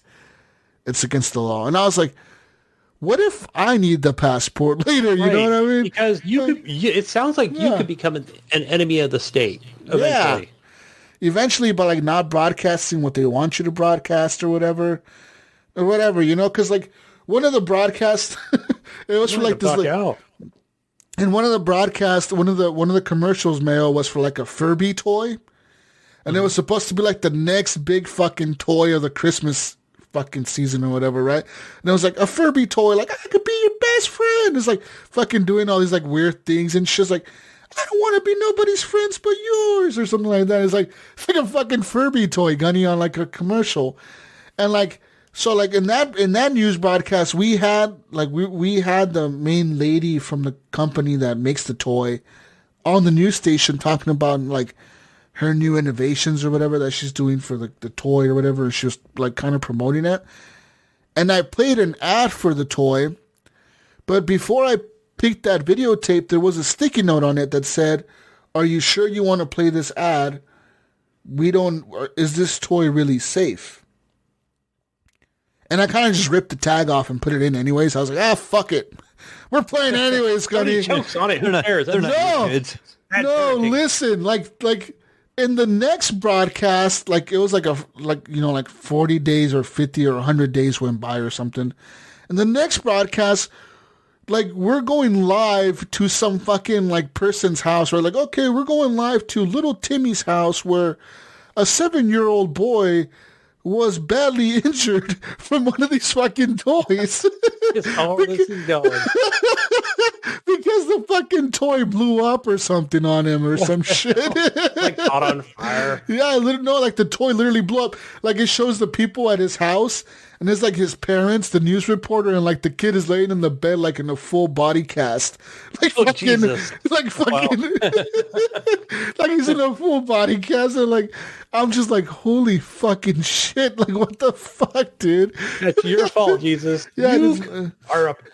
Yeah, this is my fault. And even, like, once the interviewer, like, apologizes, like, the interview kind of goes, like, weird at the end. Like the parents start fighting with the fucking news reporter, and, like they're all fighting and shit. Like, I'm like, the camera's still on it. Like, I'm like, do I change the camera back to the news station? And they're, like, fighting with the news reporter. I'm like, what the fuck do I do here? And then, like, it cuts back to the anchor, and the anchor actually apologizes for me running the ad. He's like, oh, we apologize if our news station ran an ad for that toy late last year or something. You know, we apologize if we had if we had if we like affected your decision to buy that toy or not, you know. So it's kind of like it's a weird game, Gunny, where like you're controlling the influence of these companies on the people, and you also like you get a cut from a certain company because like one of the options of the game, like you receive a letter from the government, and the government tells you like, hey, we're gonna redistribute the wealth of these big corporations to the people, and you must pick one of these companies that your family is going to receive a stipend from. So I picked like this company called like the Popular Choice or something, the like Popular Products or something. So now every time I see a commercial for Popular Products on the fucking shelf to play, guess what? I'm fucking playing that commercial, Gunny, because I want their fucking sales and shit to go up so my family is well off. I'm like, yeah. Hell yeah. Yeah, that's Money's how we money. do it. Yeah, Gunny and Mayo, that's how we do it in the business, bro. But yeah, Gotta not for climb at the broadcast. top somehow. That game is dope. Play it if you're into like cool games like that. Besides all that, Gunny, fucking all those stupid games that I played, I haven't played anything else. Not that I can think of. I don't think I'm playing anything else. Damn. Good amount of games, though. Yeah, you know, it's a lot more than before, like the last few weeks. Yeah, a little slump. You know, we go through those. Yeah, man, it got really bad the last few weeks. Like, Yeah, that happens. The last month, right? Yeah, something like that. Yeah, kind of weird. Also play a little bit more. Diplomacy's not an option, Mayo. That game is fucking hard. I'm still stuck on Yeah, it level looks 2. so hard. I'm still stuck on level 2, man. I don't know what to do. That's rough, too, when you're only stuck on level 2, you know? You're just like, oh, it's kind of defeating. You're like, oh, it seems like it's such a kind of a good concept and a fun game. And then when you get to the second level, you get stuck already. You're like, damn. But you know, like Frostpunk, I was stuck on Frostpunk forever. Forever. I always get stuck on that game. Finally, like, I had a breakthrough one day. And I'm like, I figured it out, Mayo. I fucking finally, after trying so many different things, I figured out what I must do to win. Right. I think it's, you know, I remember when Frostpunk first came out, I had a friend that played it, and he was streaming it, and he had somebody jump in right away making all these suggestions. Like, oh, you know, you have to do this, and you have to do this, and you want to do it this way, and you want to do it that way, you know, and you almost kind of have a certain rhythm, kind of the way that game goes, it seems like. Yeah. Right, especially if you're playing on regular or difficult, you know. Where even easy, you have to kind of do it a certain way. Where it's like, do I really want to? I mean, that's the one thing about that game where I'm like, I just want to play it different. I mean, you can make different decisions on, you know, but it all how you get there, but you have to do it a certain way. You know, whether you're going the religious route or the something a little more aggressive, you know, warlord way. Yeah, but I mean, I'm not really surprised, Jesus, that those games got you back into it, because I was in a little bit of a slump there for a little while. Like, nothing was really hitting. You know, it's like I was just playing some things, and I was like, okay, this is just okay, and this is, you know, this and that. And then you and I got together, and we played a couple games of Ready or Not and a couple games of World War III, and both those games are so solid. And the price of entry was so little. I can't remember how much Ready or Not was. Ready or Not, I think we both caught it when it was on sale. It's $40, but I think we both caught it when it was on sale for like $25 or something. I think you gifted it to me, actually, because I think you really wanted me to play it. Oh, yeah. And so I ended up joining you, and that game is really good. Like, even though we were playing it the other night, and I don't really play it by myself, and you know, and you and I were playing it the other night, I'm like, man, I just need to play this by myself and just learn these maps better, because the game is really fun. Like, it's just something about it. Like, it's something so intense, and it's so like, I mean, Gunny, you can't go in there and you can have like one person. This happened to me the other night with Jesus, right? So you walk in, there's like one guy, and he's like a civilian. And so I go up to like detain the civilian, right? 'Cause you got to like point your gun at him, and you got to walk behind him, and you got to kind of look down on him and hit F, and then it kind of cuffs him. You put like zip ties on him, and then you have to like call it in, right? While I'm focused on doing this, some dude just randomly comes in the hallway and just kills both of us. And it was like an instant wipe. Like, we were like, damn, I'm like, that's what I get for not paying attention, because, you know, I just did not have that laser focus of like, okay, I'm just focused on this one civilian that was in the room. didn't even look at the doorway, like, because the door was open. The guy had like a clear path. Like, we didn't look to clear any of the other rooms or nothing. We were just worried about detaining that one guy that was in the room. The enemy just come through and just blasted both of us, and we're like restarting right away. I'm like, oh, eyes, and then eyes in the back of your head. There was another situation. I was with Jesus, and I'm still learning the game, right? And if you look down on the door, and you can kind of like kick it open or peek, like I'm like go to kick it open, and my guy can't like he kicks the door and it doesn't go anywhere. Like a little girl, he like kicks it. It's just like the door doesn't open. Jesus doesn't like in front of me. Door handle jiggles. That's and he's like, you got to peek the door first, Mayo, then you kick it open. So the one time I did it, like it bounced back like right away. I'm like, what the fuck, Jesus, it's not working. You're wrong. It's like, no, dude, there's a guy hiding behind the door. There's a guy behind the door pushing the door back closed. So like you would push it open, and he was closing the damn thing on me. I'm like, holy shit. I'm like, there's so much I don't know about this game, and it's just so many little things. It's a lot of fun. I shot the guy to the door, but like it's a lot of cool shit. Like even Brink did the same thing. We were in the tunnel and I think it's the farm level. We were in the tunnel, we're using night vision. Oh, yeah. And Brink did the same thing you did. We had a guy in front of us. He had given up, and Brink was going to go to detain him. And Brink just walked by an open door to the right, like an open tunnel to the right. And there was, of course, 2 bad guys in there or whatever with guns. As soon as they see Brink, they fucking light his ass up real quick. He's like, dude, he's like, how did I not think of just like checking my corners? He's like, I just was so focused on getting the one guy that I didn't even think of it. You cannot get tunnel vision at all. Like you gotta keep that in mind and all your corners open, and you gotta watch that stuff before you do anything, because there's so many. You go into one room and there's like 3 different doors in that room. So you don't necessarily, you're like, okay, if those doors are closed, you're pretty much okay. Because I haven't seen them come through too many closed doors. I think they can, right, Jesus? But they just don't real often. So, like, but if you have an open door, you better make sure that room is clear before you really hardcore change your focus anywhere. And it's just a fun game. I need to play it more myself too, just to learn the maps, because the maps are big, and there's not a whole lot of maps, but there's a lot to them. Like, they're not the easiest thing to like figure out. And then, the World War III game as well, that game is just a lot of fun. There's just so much it seems like you can do rank-wise. Like, so many guns and so many upgrades. I mean, they're just pages and pages of guns and items and stuff like that. And like I said, the game runs really fluid. My only complaints, like I said, are the player count right now, and then the audio. Sometimes the footsteps are kind of weird. There's footsteps all over, but they seem to have gotten better. They did an update today. They fixed that. Oh, okay. That was today? Yeah, it was today. There was a new update.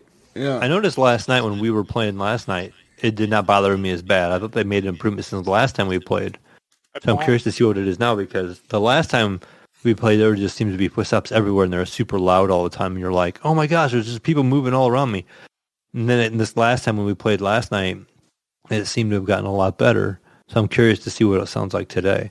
The other crazy thing in that game is the friendly fire, Gunny. I remember one time I spawned right away, and we were running over, like, it's kind of like in Battlefield. So you have like this little countdown timer, and you're all kind of standing there, and there's these vehicles all parked in front of you, and you kind of start running to the first checkpoint. You can go claim whatever you want to claim.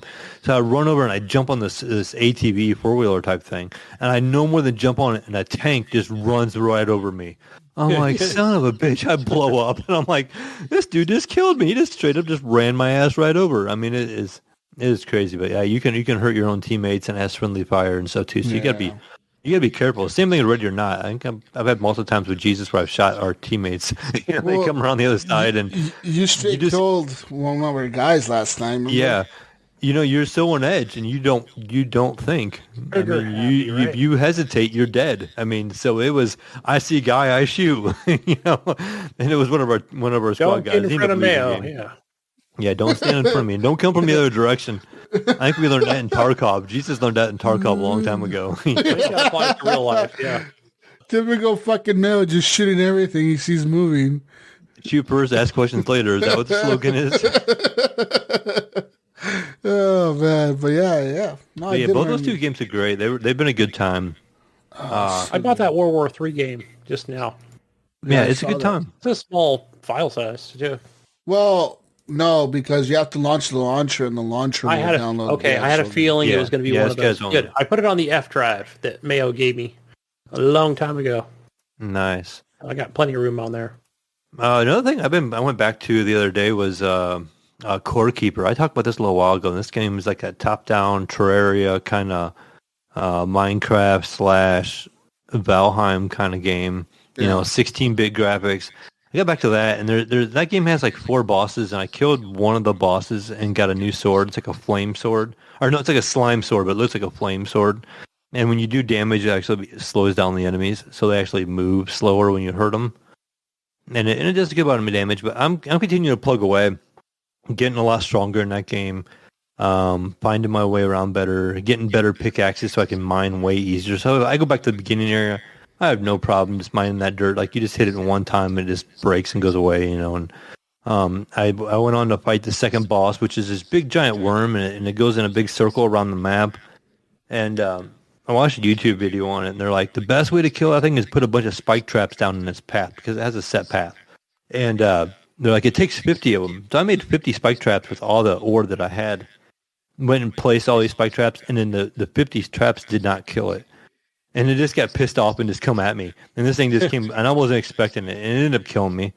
And then when it takes damage, it stays hurt. But after time, it will regenerate its health back. So by the time I respawned back in my base and ran back there, it was already back to half health. And I didn't have any more of those spike traps because it like destroys them. So I lost all that ore. And the spike traps didn't kill it, and it was pissed off, and it was still at half health, you know. So then I'm like, I tried to kill it like 1 or 2 other times, and it just killed me. So I'm like, screw this, I'm going back this later. So I went back to trying to mine a bunch of spike traps, and I have like 100 of them now. So I'm pretty sure I can go back and kill this second boss and get him out of the way. And then there's a third one, and when you get to the third one, you come back to your base, and it will actually unlock access to the fourth game. I'm not sure what, or the fourth boss. I'm not sure what he's like or anything like that. And this game is still in early access, so it seems like they're still adding a lot of stuff to it. And there's a lot of painting and stuff down now. And there's electronics that have been introduced into the game, so it has kind of stuff like redstone in Minecraft. But you can start doing switches and electric doors and all those kind of things. I built a little extra room, and you have to put like flooring down and all this stuff in a bed. And actually has a villager that moved in when I killed the first boss. Like a miner guy appeared.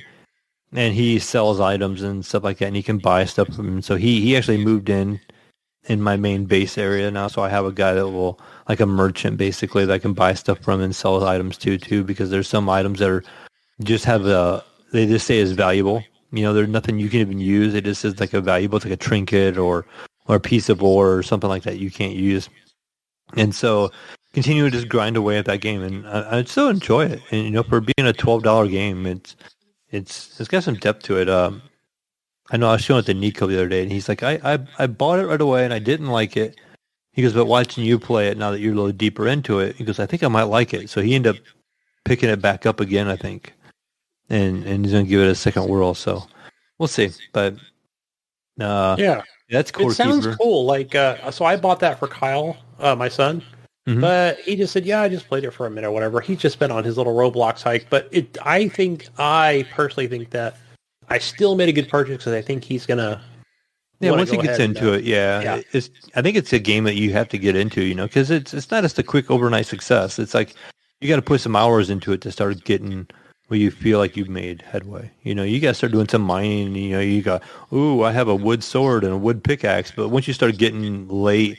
you get the better pickaxes and you got a full armor set and stuff like that, and you're gardening and you're making like food because you have like this, you can cook and all that stuff, and you have buffs that you can make your character stronger and your defense better and things like that, and you're starting to hunt down bosses and stuff like that. It makes the game just so much better. You start having goals and direction as well. You know, you kind of know what you're doing more, and you know, you can make bombs as well and stuff like that. But I've been enjoying that. Then just the last game I played, I don't know why, I just feel like playing something real light. Everything I've been playing is kind of heavy, super serious. You know, like I said, Ready or Not and the World War III game, and even Core Keeper was kind of more chill. But for some reason, I just felt like firing up the Switch, and I fired up Luigi's Mansion 3, and so I started playing through that little game a little bit. And that game just has the simple puzzles, but it's it's just nice, kind of sit back and chill, game on the couch. I'm like, I'm just gonna sit and play this for a little while and working my way through it. I killed a couple of the ghosts, and your whole process now, as Mario and Peach and all them are captured, and you're Luigi, and you have this vacuum cleaner. It's like Ghostbusters, and you're going through, and you can suck up everything. Anything in that game is you can interact with, and you can suck it up with the vacuum, or you can blow it away. So it's like a push-pull mechanic. And I just unlocked. There's like a plunger you can fire with a rope in the end, so like it sticks to smooth surfaces, so you can like hit it with a plunger, and then you can suck in the rope with the vacuum thing on your backpack, and you can pull things open and stuff like that, and you find some hidden stuff. And then I just unlocked it's like a Jello mode Luigi. He's like all green, and basically he can go through like grates and like different kind of like bars and fencing and sewer drains, and so he accesses things for you and gets around. But the whole goal in this game is basically to find these elevator buttons. The ghosts all took the elevator buttons. King Boo is like one of the major bad guys in the game. And the main elevator to get to the next floor, all the buttons are missing inside the elevator. So as you defeat different bosses and stuff like that, they're holding buttons. So you take those buttons back to the elevator and you put them in the elevator, so now you have access to new floors. There's also a guy like a mad scientist guy that gives you your technology and your gear.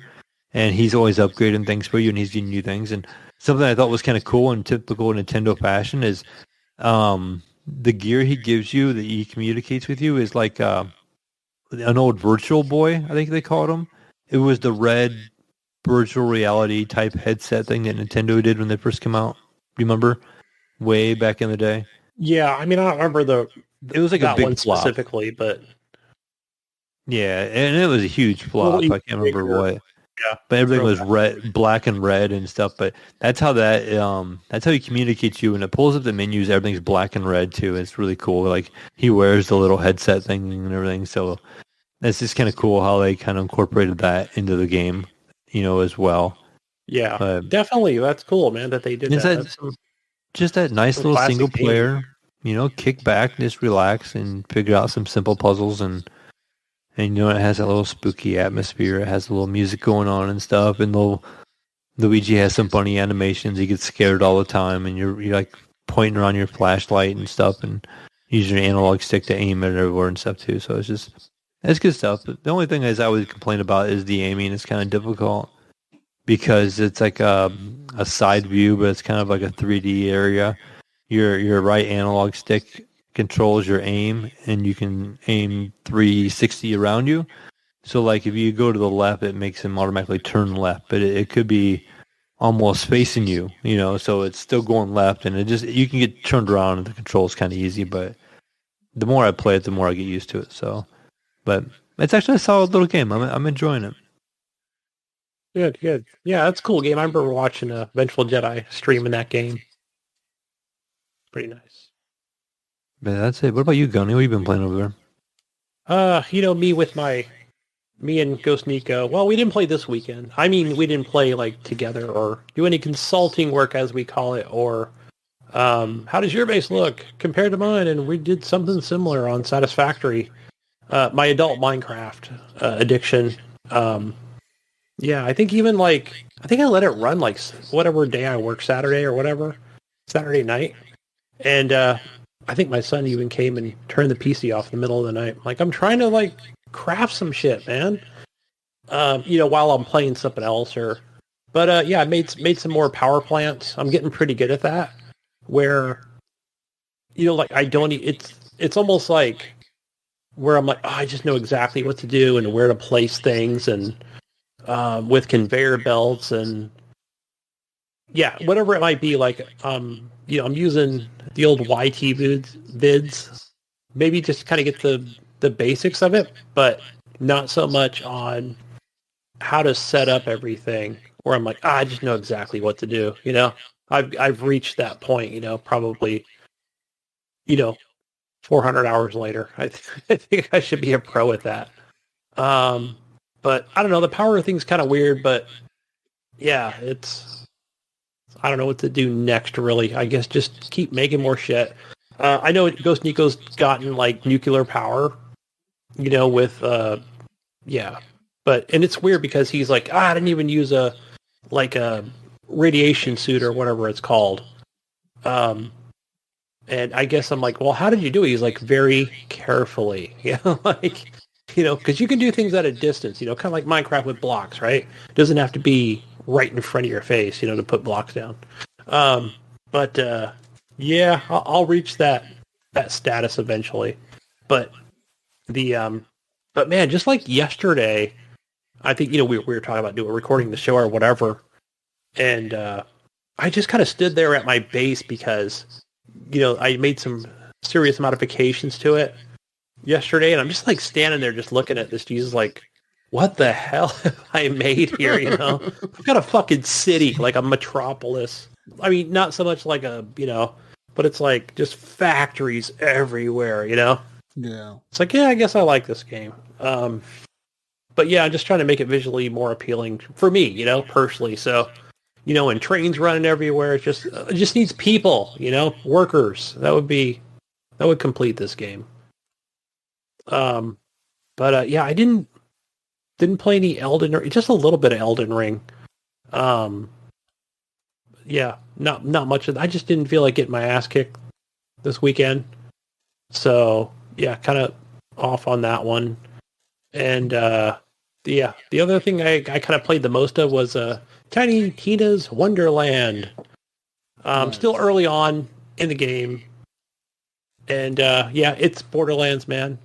But I really like it. It's I could definitely see like a lot of the improvements every time I go back to this game, where it's especially in the gameplay, the shooting itself, right? You're shooting an enemy and they're not, they don't do that same thing. If you remember like Borderlands 2 specifically, but I'm sure they did the same in 3. You shoot it 8 times and it moves to the left, right? It kind of does a hop, hop to the left, or hop to the right, Then you can like, move your cursor over, shoot it more, right? Where now I feel like they're doing like maybe a cartwheel, or they'll kind of duck and turn, and that algorithm seems to like change, right? So it's not just the same fucking thing every time. And especially when now, like where you might shoot an enemy and they're getting staggered, where, wow, Borderlands games never did that.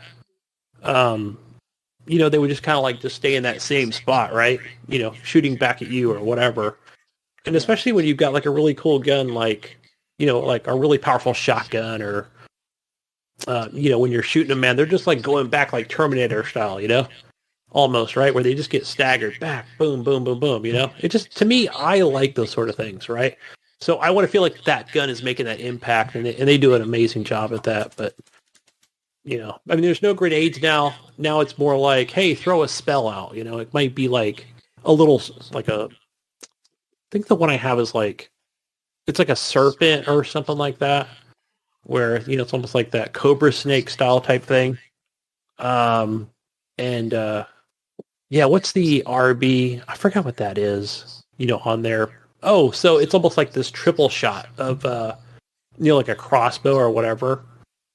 So, and that's pretty tight. So, yeah, man, it's more fucking Borderlands, but it's got, just a way more improved version of it, and a good story overall. Yeah, I'm enjoying it. Just my regular fucking class that I'm playing. The hell's even like the character's name, but doesn't matter. It's fun. I love to shoot shit. I think now I've got like this mushroom sidekick, that's like my companion. So I'm trying to think of what that thing even reminds me of. Like, damn, who's that famous like DJ? Mayo, probably the most famous DJ, that's out there. I have no idea. Anyway, so that's what he reminds me of. Just like the face, he's like almost got like that, like this mask on him or whatever. You can kind of interact. Are you thinking like Marshmallow? No, not Marshmallow. Who's the guy with the X's on his head or on his face? Deadmau5. Deadmau5. I haven't seen that guy in forever. I used to see him on Twitch all the time, but yeah, it's almost like he's almost like that. But he's like, and he just kind of like he'll just run around and like try to like, bite the enemies or something. I'm like, what the fuck, dude? But it's kind of cool because he'll come around and he will distract the enemy. He's like, and it's not like he dies or anything, or I haven't seen him die. Because even the enemy is like, dude, like, stop biting me. Like, what the fuck? I'm trying to kill your buddy over here, And I might even be at a distance, with some kind of like sniper rifle. So, you can run around, pick up these dice like, Dungeons and Dragons. And that usually just will drop like some cool gear. Or sometimes not, just regular green. But once in a while you get a purple. So, yeah, I'm only like, I don't know how long, but somebody said, after hour 5 or something, like it opens up more. I mean, I guess, like, it just seems like they're small areas. And I really don't mind that they are smaller areas. So it's almost like get in, kill a bunch of enemies, move on to the next part. So, yeah, it's good so far. What's up, dear?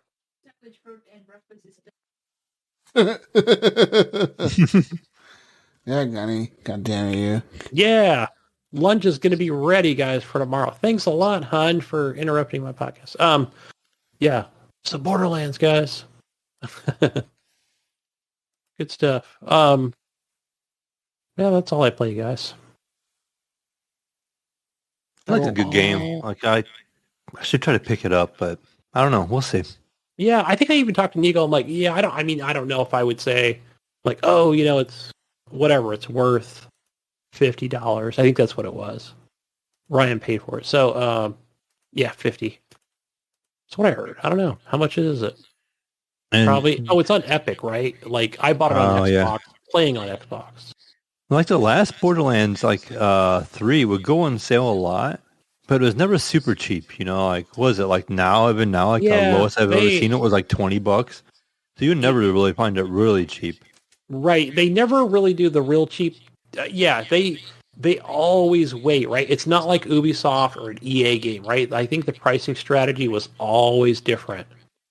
I've noticed, or I've observed, especially over the years, on how they do things. But maybe now, I think, who's Gearbox with now? They were with 2K for the longest time, right? And then I don't know what publisher they use. They use somebody else. Yeah, I don't remember.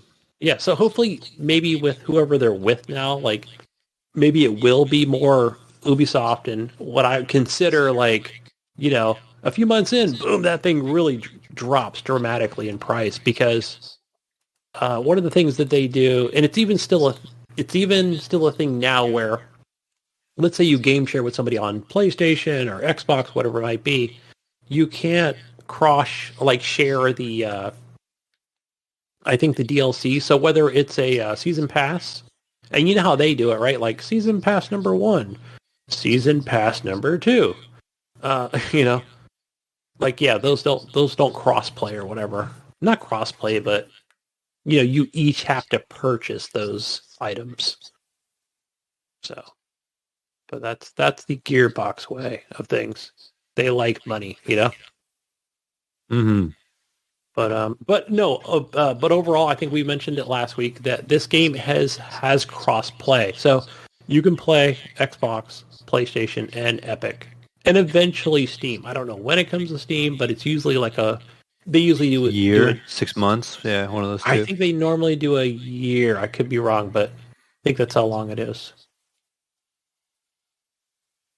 So, yeah, very nice. good deal. But yeah, that's all we got for that there. What else we got here? Oh, let's move on to, what time is it, Jesus? It's news time. The news, it's here, folks. Get ready. What do we have first on our list, or second, or third? First on the list is big news from last week. PlayStation unveiled their Game Pass competitor. Okay. Oh, yeah. What's Excited. it called? What are they calling it? I don't even know. Okay. Let me tell you the breakdown here. PlayStation Plus Essential. This is the same benefits that PlayStation Plus members are getting today. You get 2 monthly downloadable games, exclusive discounts, cloud storage for save games, online multiplayer access. There's no change for existing PlayStation Plus members in this tier. The price continues to be $9.99 per month, $24.99 per quarter, or $5.99.99 or $59.99 yearly. So it's the same. That's just regular PS Plus at this point, right? PS Plus Extra. Okay, Extra. Ooh, the extra. This sounds great. What do we get on the extra, Jesus? This provides all the benefits from the essential tier, which is pretty much okay. And it adds a catalog mail of up to 400 of the most enjoyable PS4 and PS5 games, including blockbuster hits from our PlayStation Studios catalog and third-party partners. Games in the extra tier are downloadable for play. The price in that is $14.99 a month, $39.99 per quarter, or $99.99 a year. Now, Mayo, this is for you, Mayo. Okay. There's PlayStation Plus Premium. Oh, even better. So with this, it provides all the benefits from essential and extra tiers. You add up to 340 additional games, including PlayStation 3 games available via cloud streaming. A catalog of beloved classic games available in both streaming and downloadable options from the original PlayStation, PS2, and PSP generations. This offers cloud streaming access for original PlayStation, PS2, PSP, and PS4 games, offered in the extra and premium tiers in markets where PlayStation Now is currently available. And then customers can stream games using PS4 and PS5 consoles and PC. Time-limited game trials will also be offered in this tier, so customers can try select games before they buy them. The price for this tier is $17.99 a month, $49.99 a quarter, or $119.99 a year. So, man, what do you think? Well, I mean, it sounds okay, but I mean, I don't think it's like a Game Pass killer. I feel like it's a lot of the stuff that they had. Almost to me, it just feels like they just made their PS Now more accessible. You know, like the PS Now had pretty much all those games, right? Yeah. And that's just pretty much what everybody's getting now. Like they just kind of pushed PS Now on everybody. Yeah. And that's about it. Like this is our solution. And honestly, Jesus, a while back when I thought I was going to get a PS5 last year, I think we went to a key website and I bought a year of PS Plus. Yeah. And that actually renewed the other day on me. So it's been 1 year.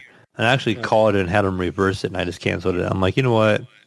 I haven't picked up a PS5 yet and I don't know if I'm in a hurry anymore to pick one up.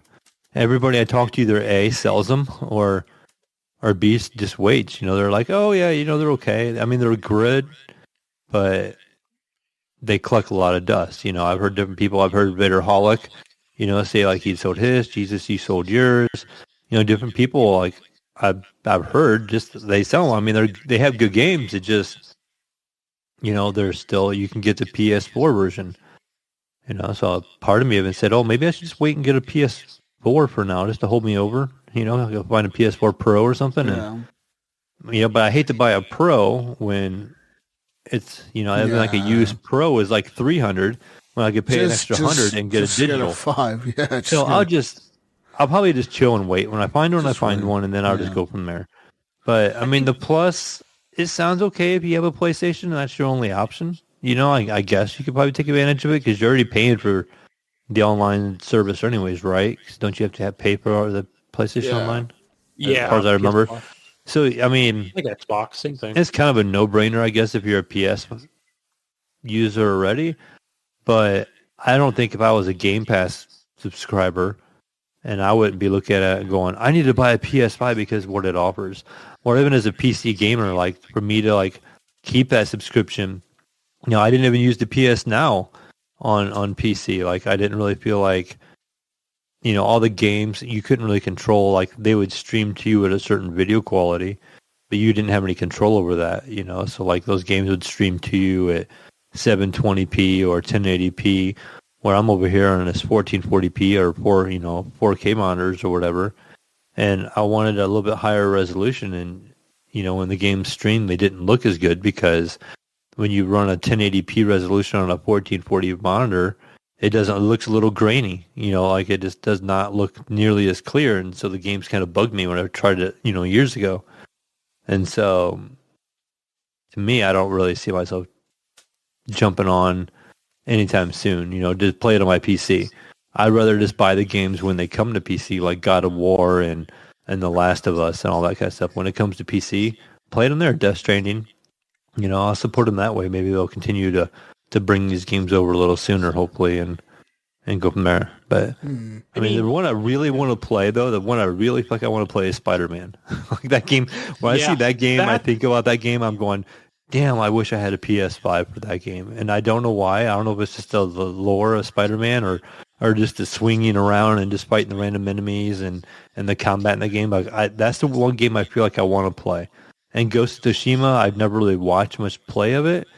I feel like that's another one I really want to play. But both of those are PS4 games, besides the new Miles Morales Spider-Man, But I could easily hold time over with the old one because I never really played it very much. I borrowed my friend's PlayStation for a while there and I was playing it, but maybe I'll go back to that again and borrow his PlayStation again and finish through that so I know I can at least play it. I would say after I finish Spider-Man, get Miles Morales because I haven't picked that up. But I did play Horizon Forbidden whatever yesterday. Yeah. Now I'm getting them confused with the new one on Horizon. Big news for the PlayStation members. If you are a PlayStation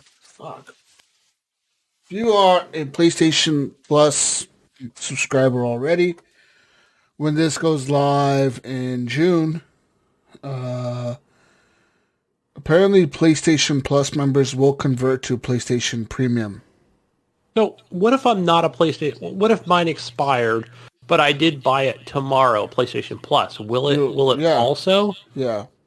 It should, right? Like if I bought it. As long as you buy it before the day it goes live. Okay. It will convert. So you can save if you buy a year of PlayStation Plus, and I'm assuming log it in the week before this goes live. I think I saw... It'll convert over, and I think you can bank up to 3 years. Okay, I thought I saw somebody on Twitter say yesterday 2 years, but that they can bank on it. Maybe 2. I don't know how long it is. Maybe I know Xbox was 3. Could be that PlayStation's 2. But you could save yourself 50% on the PlayStation Premium, so the fucking expensive one. So there you go. Now, you want to save some money? Bank up those PlayStation cards. Spend money to save money. I like it. Yeah. It's tempting, though. I'm looking at that like, oh, man, I should do that. So then I guess I'm saving money in the future. In other news, Wargaming announces its decision to leave Russia and Belarus. Over the past weeks, as the statement they released, they said Wargaming has been conducting a strategic review of business operations worldwide. The company has now decided it will not own or operate any businesses in Russia and Belarus, and it will leave both countries. Effective March 31st, the company transferred its live games businesses in Russia and Belarus to local management of Lesla Studio that is no longer affiliated with Wargaming. The company will not profit from this process either today or going forward. Much to the contrary, we expect to suffer substantial losses as a direct result of this decision. We will be completing the operational transitions with all due speed while remaining in full compliance with all laws and ensuring the ongoing safety and support of our employees. During the transition period, the live products will remain available in Russia and Belarus and will be operated by the new owner. Wargaming has also started the process of closing its studio in Minsk, Belarus. We'll be providing as much severance and support as possible to our employees affected by this change. Despite the magnitude of this decision, we as a company are confident in the future of our business and are committed to delivering quality games to our players. Now, if you don't know who Wargaming is, Mayo. Okay. Let me tell you who they are, Mayo. So what kind of games? What I know the name. You ever heard of a little game called World of Tanks? World of Warships. Yes. World of Warships, World of Warplanes, World of Tanks Blitz, World of Tanks Consoles. Basically, World of. Master of Orion, which is a sci-fi game apparently. World of Warships Blitz, World of Tanks, World of Warships again. Pretty much World of something. They're all worlds of something. These are the guys that created worlds of everything, okay? War of the Worlds? They create everything, Gunny. So yeah. I might Good on them. Good on them. Get up out of there. Get out of those countries. It's good on them. Shout out to Wargaming. Let's not support a dictator. Fuck no. And not support, but yeah, be in the midst of. E3 2022 digital and physical has officially been canceled after previously canceling its in-person E3 2022 event. The ESA has not confirmed its partners that there will be no digital equivalent of an event this year either, meaning that E3 2022 is fully canceled now and Gunny. Yeah, that's unfortunate. All right. So question here, because I think I missed it earlier in the week, and I just saw some tweets and what was on Discord and things like that, and I'm like, wait, what happened? What do you mean? Is this a joke? But yeah, apparently it's not. And no, it's not. I mean, we saw what happened with the health crisis over the last couple of years. So what do you think, Jesus? What do you think for 2023? Like, is this kind of it? We're done. This is finished, like as an official thing, or do you think there's still a chance of something to come together in 2023? No, see, right now we're in the midst of the. What do you mean, like the pandemic's still going, but like we're barely right now. We're at the point where shit is barely getting back to normal, right? Right, guys? It's barely. I think so. One of the things they talk about is that great resignation, but it's more of that great. What do you call it? Just. People not, leaving one job and going to the next, right? What would, or just taking time off or resigning. We're in the, like, it's the beginning. Permanent vacations, retiring. This is the beginning of shit going back to normal. So I believe that next year they'll be back probably. And they already said that they will be back next year. So, I mean, I think they'll be back. I think they'll have a good showcase. I think it'll be E3 again, and people will be in full force wanting to go to E3 next year because it'll be like the big E3, because it's like the E3 since like what, 2019 now? Yeah. Something. Yeah. Fuck was the last E3? It's a long time ago. Jesus. I want to say it's like 19. Forever. God damn, 2019, dude. Wow. We're in 22 now. This is fucking so long ago, Gunny. Yeah, 2 years has not flown by fast enough. In other news, the PC Gaming Show will return June 12th. That's right. You might have heard E3 is canceled just now. But the PC Gaming Show will not be canceled. That's right. So. The show must go on with PC Gamer. Says Gabe Newell. No, he didn't say that, but whatever. I believe it's going to be a digital show, so there's that. The gaming Super Bowl without an E3. Yeah. What are they going to show? Well, I don't know. We'll see how that PC gaming. I used to listen to that podcast, but not anymore. The PC gaming show sucks. I'm not gonna lie. It fucking it's always boring. It's always boring. It's for the real enthusiasts. I think even above people like, even Mayo over there, right? Like, it's just more, look at the ray tracing. It's really boring, dude. The shaders. The other day I was playing around with my TV, and on Pluto TV they have the G4 channel. and they have like some PC or like some gaming stuff on there. I happen to run across. I'm like, oh, cool. Yes. And I was like, I had on. I'm like, oh, this is pretty bad. Like, it was pretty not entertaining. I'm like, okay. I haven't watched. What's his name? Godfrey. Yeah, but I mean, some of the old crew is back. I can't remember the one gentleman's name, but he, like, I was like, wait, where is this show at? Like, I assume it's on YouTube and Twitch and stuff. I haven't really seen it. See remnants of it, but where? Yeah, I found it on Pluto TV. So I know my TV has a Pluto app, and then my Vizio TV has like free channels too. And I'm not sure if it's on there or not. But you know, like how you have that internet streaming of channels, kind of like it's like older shows and stuff like that. Like I found the G4 channel on there, and like I said, it was like, oh, I'm just gonna watch this for a minute. But yeah, it was a lot of YouTube videos of this one classic gamer guy. I can't think of his name right now. Oh, I can't remember what it was now. I heard his name mentioned before on bonus content on VGO with the game store guy, because that guy actually stopped into his store and was looking to buy some old used games and this and that. But he actually had a whole bunch of videos that was just back to back to back to back on this channel, just from his YouTube channel, basically. Which I guess that's a crazy way to get your content out there from YouTube, is be on the G4 channel. But he just played a bunch of old content, and he talked about different things and talked about different games. But again, it was all old retro stuff. Yeah. Yeah, not something that's super as popular, but yeah, I don't know. I guess if I run across it, the old G4, but I know they're doing their thing. I forget that guy's name. He did that Friday the 13th game. Not recently, but within the last few years. Oh, Scott the Waz was the name. Okay, I've heard that name. He's a YouTuber, before. Yeah. He had a whole bunch of stuff on that G4 channel.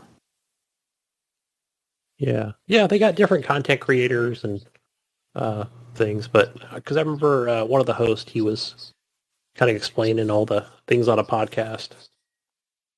So. All right. What else we got over, Jesus?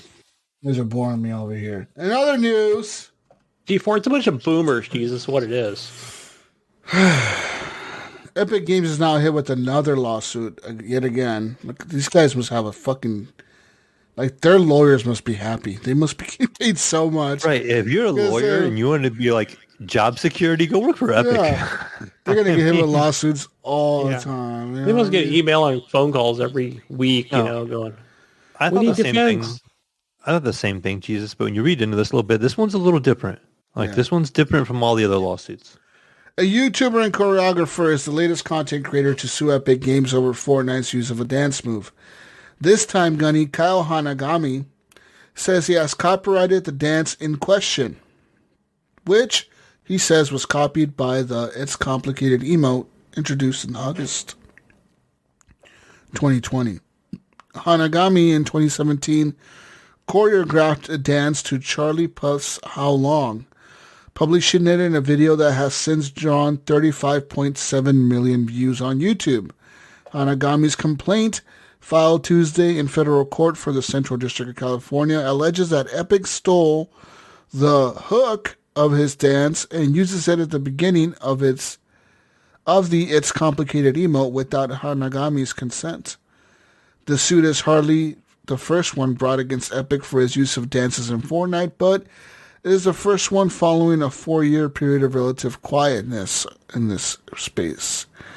After a rash of suits filed in 2018, a Supreme Court decision caused law firm Pierce Brainridge to withdraw several cases it represented at the time. But a big difference between those cases and Hanagami's complaint is that Hanagami actually has a copyright for this dance in question, Gunny. To illustrate the point, Hanagami's lawyers created a side-by-side video showing the dance moves they say Fortnite has copied. Not only do the moves appear to be identical, Fortnite's unofficial wiki on fandom.com says the dance is based in part on Hanagami's choreography.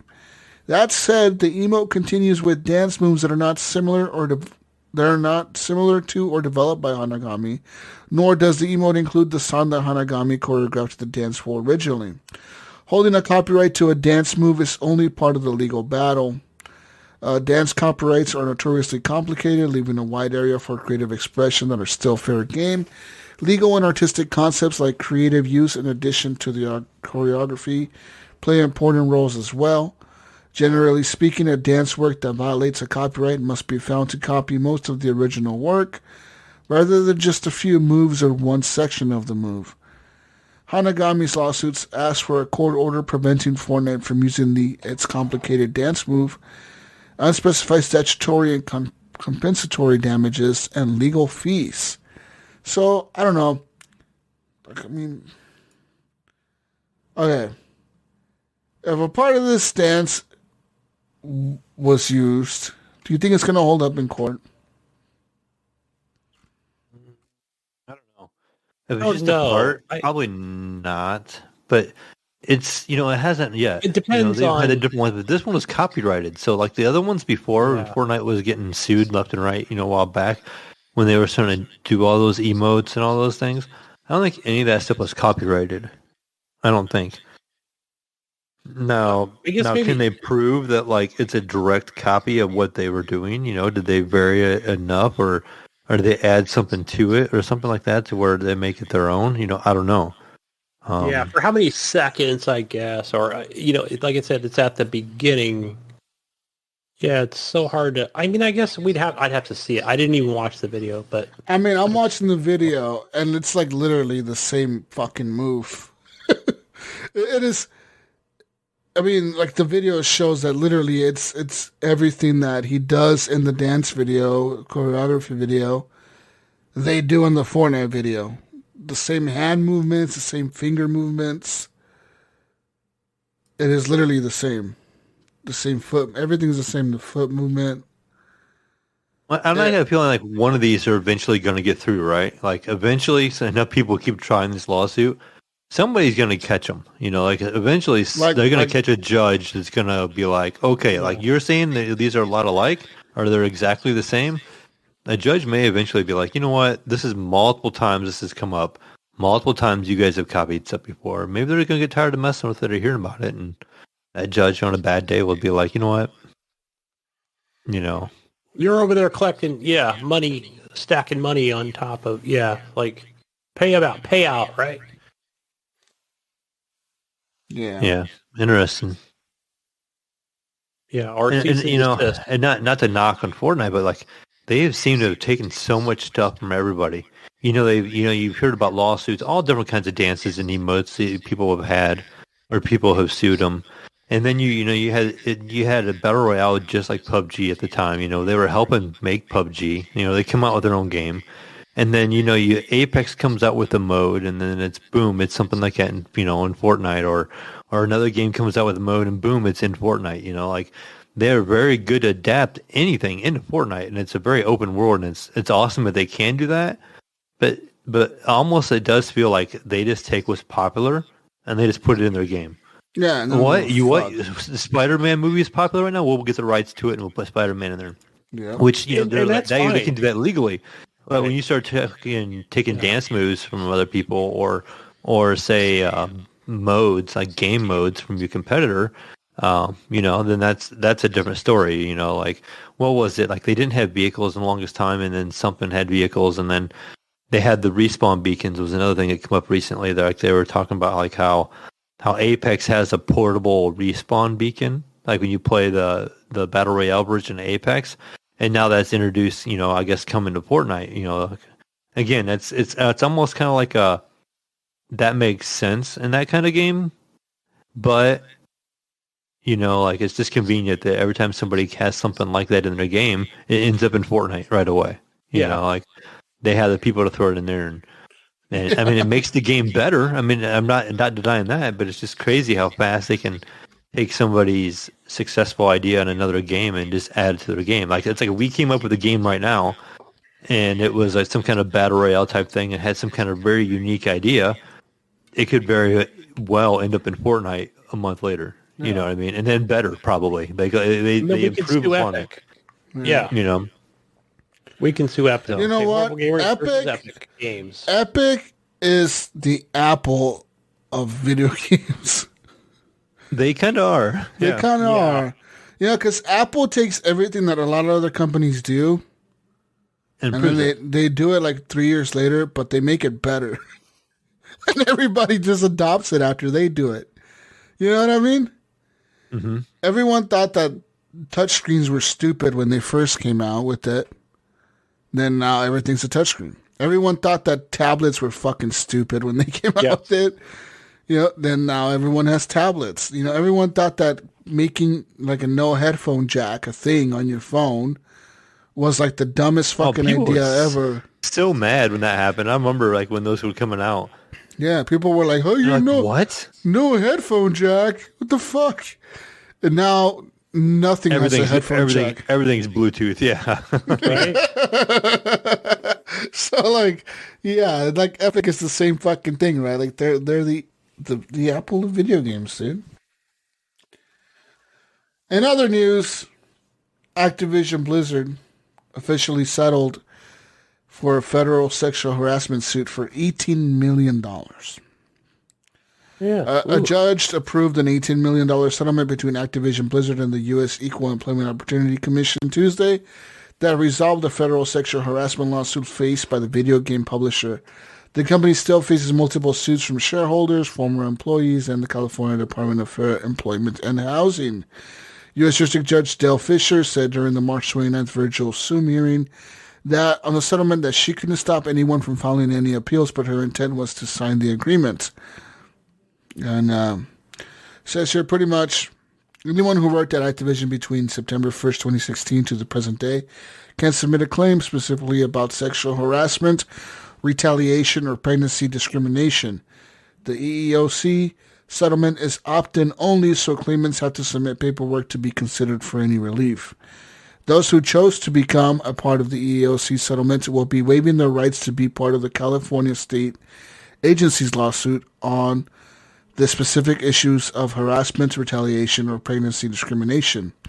If they have other claims, for instance, pay inequity, which isn't covered by the EEOC agreement, which with Activision Blizzard, these former or current Activision Blizzard employees can still continue with the California state suit.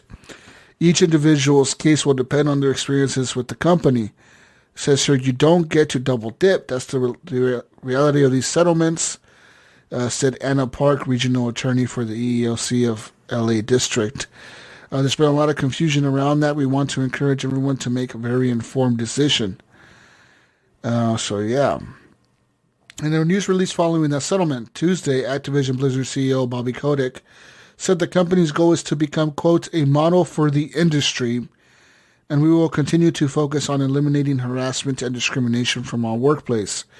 The court's approval of this settlement is an important step in ensuring that our employees have mechanisms for recourse if they experience any form of harassment or retaliation. Yeah. So they still have to go through that California lawsuit. I mean, is that because that one hasn't been completed? That one hasn't been completed yet. This one's the federal one. This is the one that the it's so messy. Federal that thing one. Is all so the other one is against them. Bobby Kotick couldn't be gone soon enough. The other one is a state one. Well, this one is a federal one. Yeah, state of California. Yeah, that was even in my local news several times. Now, but if you opt in to get money from this one as an employer, then you're waiving your rights to not be able to sue with the other one. Okay. You got to pick and choose. Yeah. You can't be in all of them and get a suit from all three of them or whatever. Yeah. I worked at Brinks, the big, Brinks Armor Car, big worldwide company. Yeah, I would see these come through, whether it was sexual harassment or other things. Nothing I was ever involved in, but just, these general lawsuits. Like you could just sign up and say, yeah, I'll be a part of it, and then they just send you a check, Weird, but yeah. See here. Excuse me. In other news, the Xbox Series X has been one of the most challenging to find gaming gadgets since its late 2020 release. While it's always easier to get a hold of than Sony's PlayStation 5, Getting one has all but required keeping track of restocks from multiple retailers on a day-to-day basis. But now, these days, or those days may be behind us. Says here the Xbox Series X is readily available at a few retailers and has been for the past handful of days. So yeah, and it's actually pretty true. I mean, like for the past, I want to say 2 or 3 weeks now, they've been available either at Walmart or Amazon or like stores around, like just randomly. Like they must have had like a random, like a big boat came in with all their Xboxes or something. Something happened, right? Finally, right? But that's also, I just want to point out, because I got this article and I was kind of looking through it. You know, I know a little bit about the shipping thing or whatever. And I know, especially like Walmart and Costco, you know, they've got these deals with the LA port. And I'm sure on the East Coast as well on how, you know, these consoles get across the country. But, you know, I mean, they must have like just made a fuck ton of these things over, you know, over at Foxconn in mainland China before they shipped it, because wow, like we've really seen, like I can't believe, like just searching on Twitter every day to see not only the Xbox One X but also the PlayStation 5 in some of these retailers, like whether it's GameStop, Target, Costco. But yeah, I would say these things are not going to last, people. So if you want to get one, I couldn't imagine. You see it coming up. How many? Grab one. Can you imagine like one of those big ocean freighters, nothing but Xbox One X's or Series X's? Damn. How many of them there would be on one of them boats? As big as them things are, and as big as them crates are, be so many Xboxes. That'd be that'd be huge. There's a lot of containers on those mega ships, you know, that come into the LA port. They don't even come to where I live in Oakland. You know, a lot of the stuff, like I just found, like I always wonder, like what comes over there? All the liquor? Nope, that all goes to LA. And this is actually Oakland's like clothing, you know. This is actually true, because today my buddy bought 2 Xbox Series X's just like an hour ago. He was able to buy 2 of them. So Nice. I mean, they're pretty available. I ran across one. Yeah, I ran across one out in the wild the other day. Just at a local Meyer store, you know, just sitting behind the counter. I'm like, oh, there's an Xbox. You know what I bought instead of the Xbox? I bought 2 air conditioners for the summer before they go out of stock. So I'm like, damn it, no new gaming console for me. Dude, last summer, I learned my lesson the year before last, and I was so glad I had one last year, because last year here in Oregon, the temperatures hit 115 degrees, dude. Yeah, I know. 115 degrees is hot as fuck, especially for Oregon. Oregon, we're used to like, we're in the 70s, 60s all the time. You go to 115, we're fucking dying, dude. And I'm upstairs, man. Like, these rooms get fucking hot, so I was glad that I was able to secure like an AC for my bedroom, and I have one for the PC room right here, because this PC room, dude, gets hot as shit.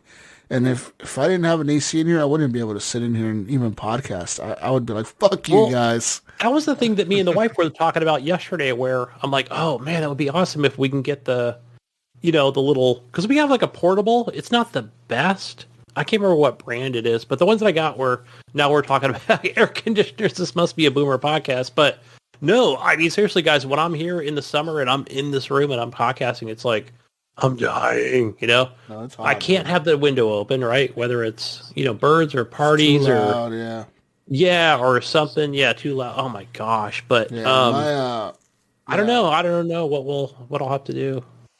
So but, I was glad I had the AC, dude. Like that should, I had both of these ACs going like all summer last summer, dude. Yeah, it was fucking they say hot. That comes around every 100 years. I'm like, I don't know. I mean, it's not. Man. I think the world. I remember. The world is having ending. Some days where the world is gonna kill us, Gunny. The world is ending. The world is ending. I tell people, like, forget about the Great Reset and world power thingamajigger. I think, like you said, it's gonna be like some volcano. You know, somewhere in the world, it's just gonna blanket the earth. We're not gonna have any. Yeah, we're all gonna die. We're all dying. The world is gonna crack open and lava's gonna pour out. And is central air not real prevalent out there? Like we have central air pretty much all over here in Ohio. Like not most places there have is central air. No, Oregon, where I live, like rarely you see central air. Most new houses do have it, like new houses do have it. Yeah. Some new houses may not. Some new apartments have it, not all of them. Yeah, right. The newer ones have them. Everything else. I live in an older 80s one. Most everything else you see though is not. There's no AC. Because I'm near the coast. Central. Like I'm 40 minutes away from the ocean, but still. Everything is base heaters or just heaters for like the bedroom. Yeah, see, like I've never had to worry about this. Like growing up, I grew up in an older house, like up in farm country, up in a small little town of 1,000 people, and those houses had like baseboard heating, and you had to put air conditioners in your windows and stuff like that. But even in some of the places there had central air. Like when I moved to Columbus, once I was older, everything has central air here. Like it's just. It'd be weird not to have central air, like okay, that's unusual, that's rare, like I haven't had to worry about like an air conditioner in a really, really long time, probably not since I was a teenager. So, everywhere I've gone has had central air, like just automatically. Yeah, like we talked about it before on the show, but I know where, like Sean Fuller, I was speaking to him specifically where he's in that Central Valley, It's desert, man. We're talking, 115? Yeah, that's like every day in the summer. That's normal. 112, no problem. So, like, whoa, if it gets that hot here, yeah, that's, but it's dry out there, crazy. But, where I have my, my other place that I live, the other one that I pay for, wish I can get there, gas prices, but that's some boomer talk for you guys. But it's hot as hell up there. So gotta have AC, Yeah, definitely. But that's my electronics purchases this week. Yeah, would have rather have bought more games and stuff, but oh well, what can you do, But no, it's good to see. I'm glad to see a lot of people, and even people I know, like, fuck yeah, I got me a PS5 and an Xbox One X all in 1 week. So they didn't have to go through not scalpers, but the, who are they? The bot people, Mm-hmm. So I know a few bot people that know people, they can get them through bots. So let's purchase one. Like, I don't know if I want to purchase a bot, I just call them botters. That's what I call them. Some people I work with. Not directly, but just customers. Like, sure you don't want that PS5, $650, bro? I'll give it to you. I'm like, what do I pay for? Venmo? Or he goes, Venmo or just cash. You can just PayPal it, I'm like, oh, all right, I can never pull the trigger on it. Ask me every week. My last piece of news I have. All right. The official Mayo. The official Formula One NFT game is shutting down. What?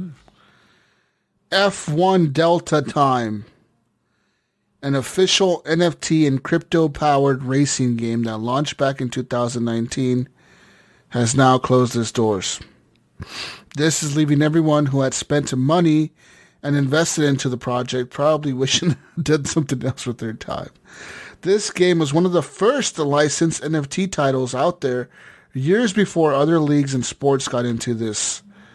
They announced their closure on March 15, giving users 1 day before the game shut down on March 16th. So, yeah.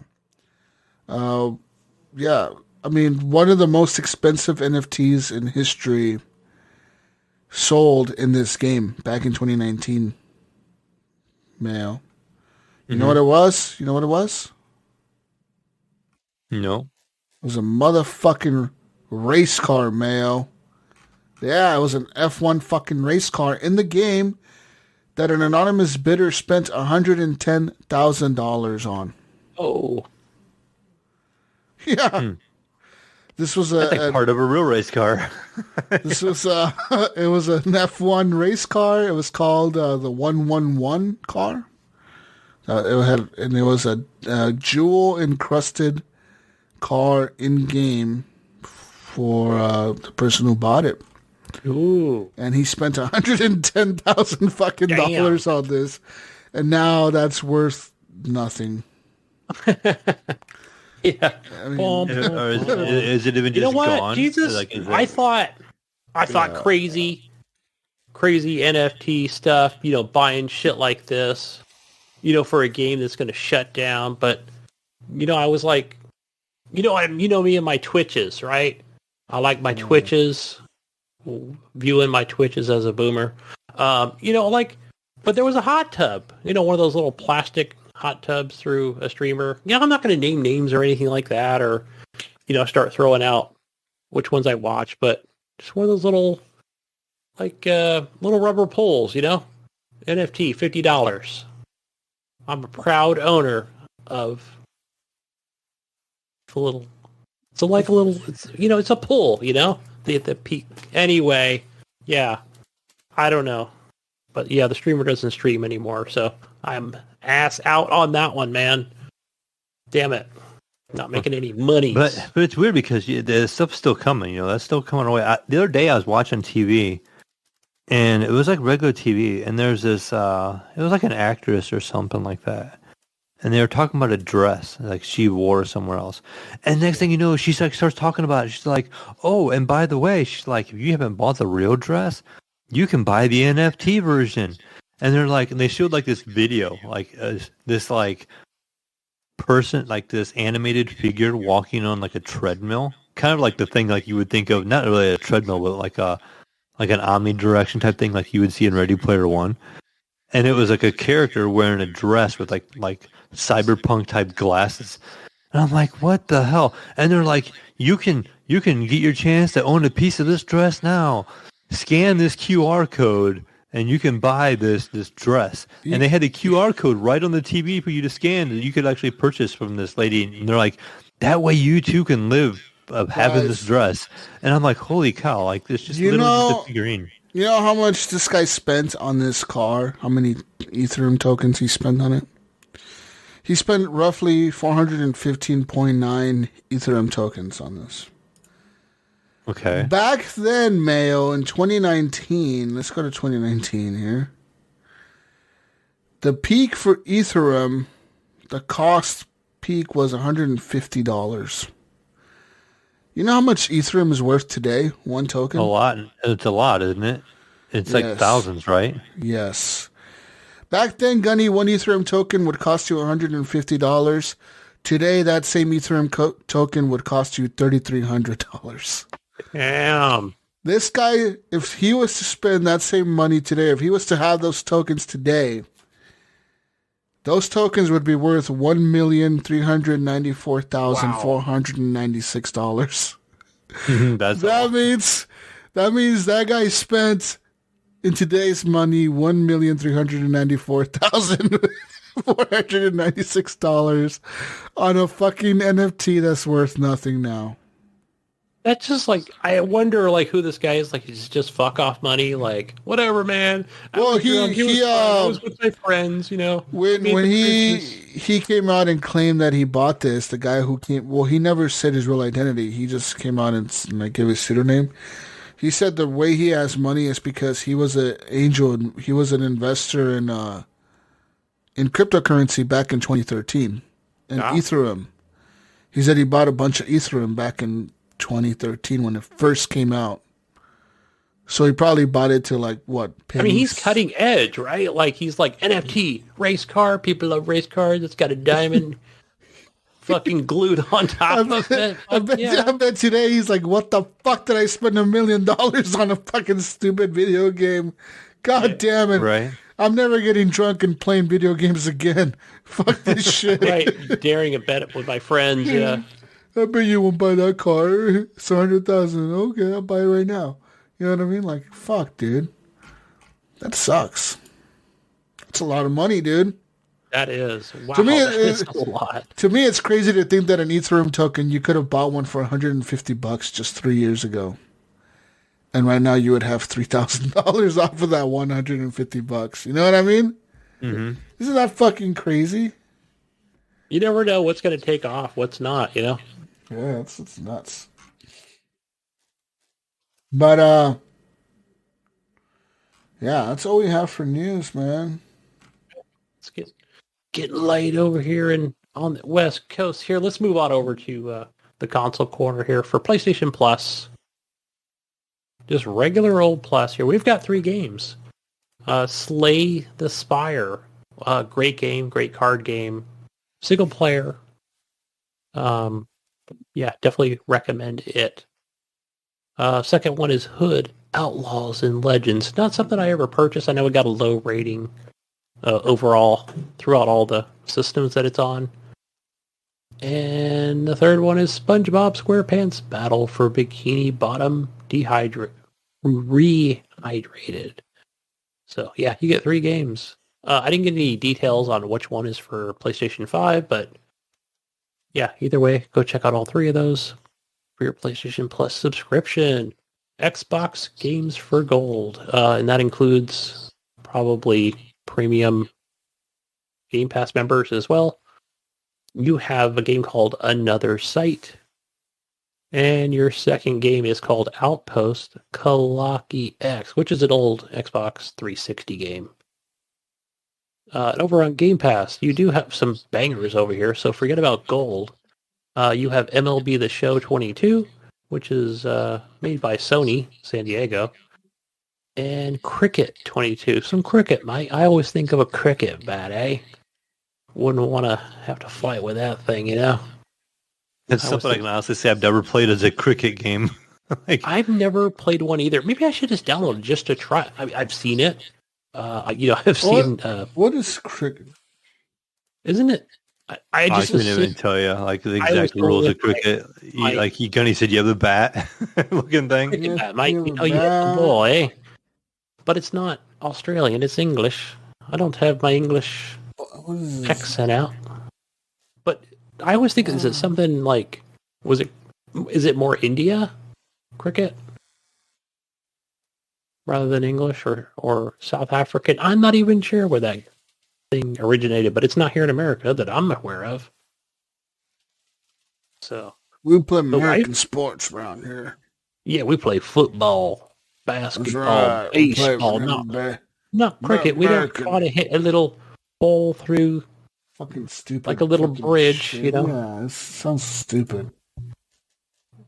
But the only thing that makes me want to maybe take a nap when I watch is maybe golf, be the closest thing.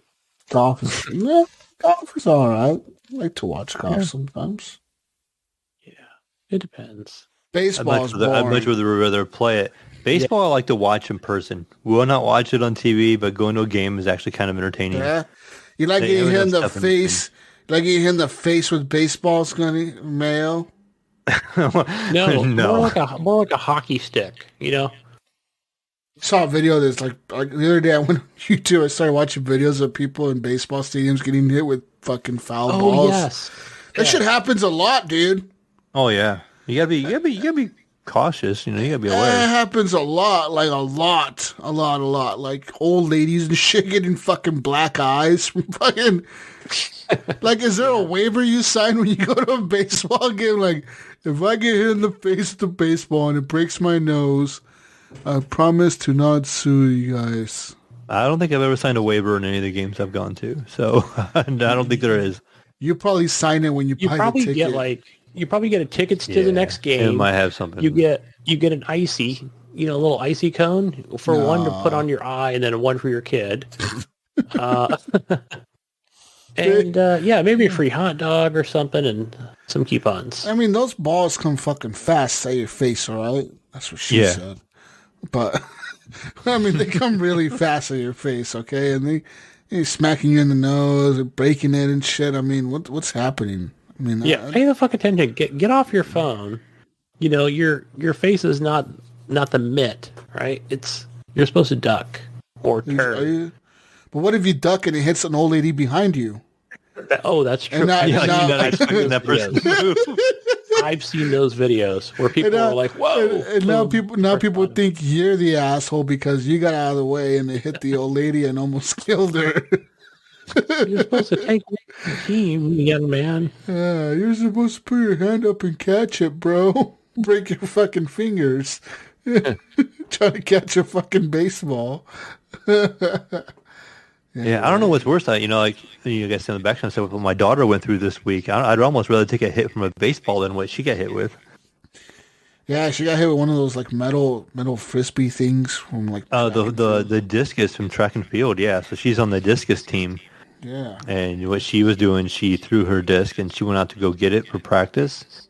And when she was out on the field, one of her teammates come up and threw hers without paying attention that my daughter was still on the field. So as she was coming up, as she turned around, it like cracked her right in the top of the head. Luckily, it like didn't get her in the face. Like it missed her face, probably by how many 6 stitches? inches.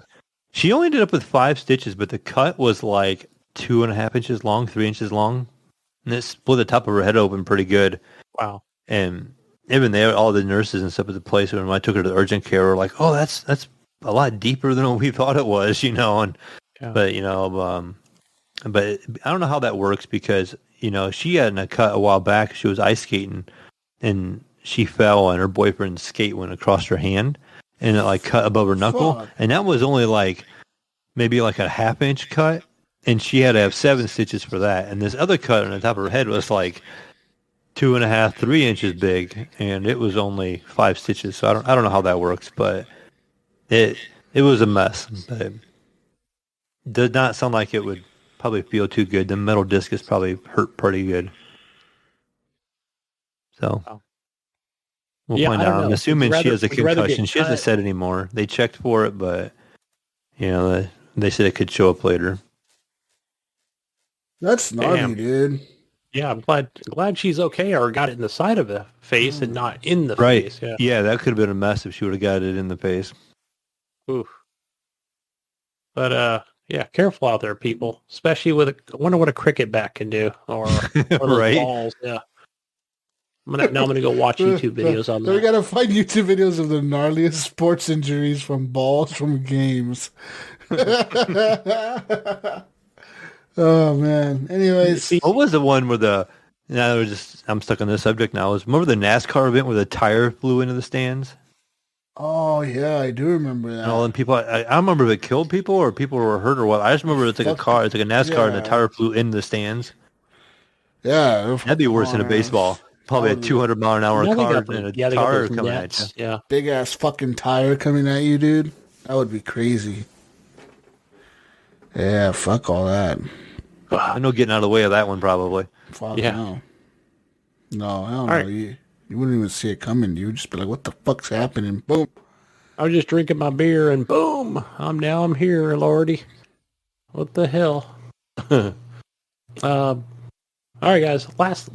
Last piece here on Epic Launcher, the Epic Store. You've got 2 free games. You've got City of Brass, BRASS, and Total War Warhammer. So, great game, came out a while ago. I think that was on Game Pass a while back. But now you can own it. Total War Warhammer. All right, enough for the console corner and free games. Moving on to the community questions. And our first one comes from Andrew. Andrew D. He asks, what would someone put in the dryer to have someone else get temporarily stuck?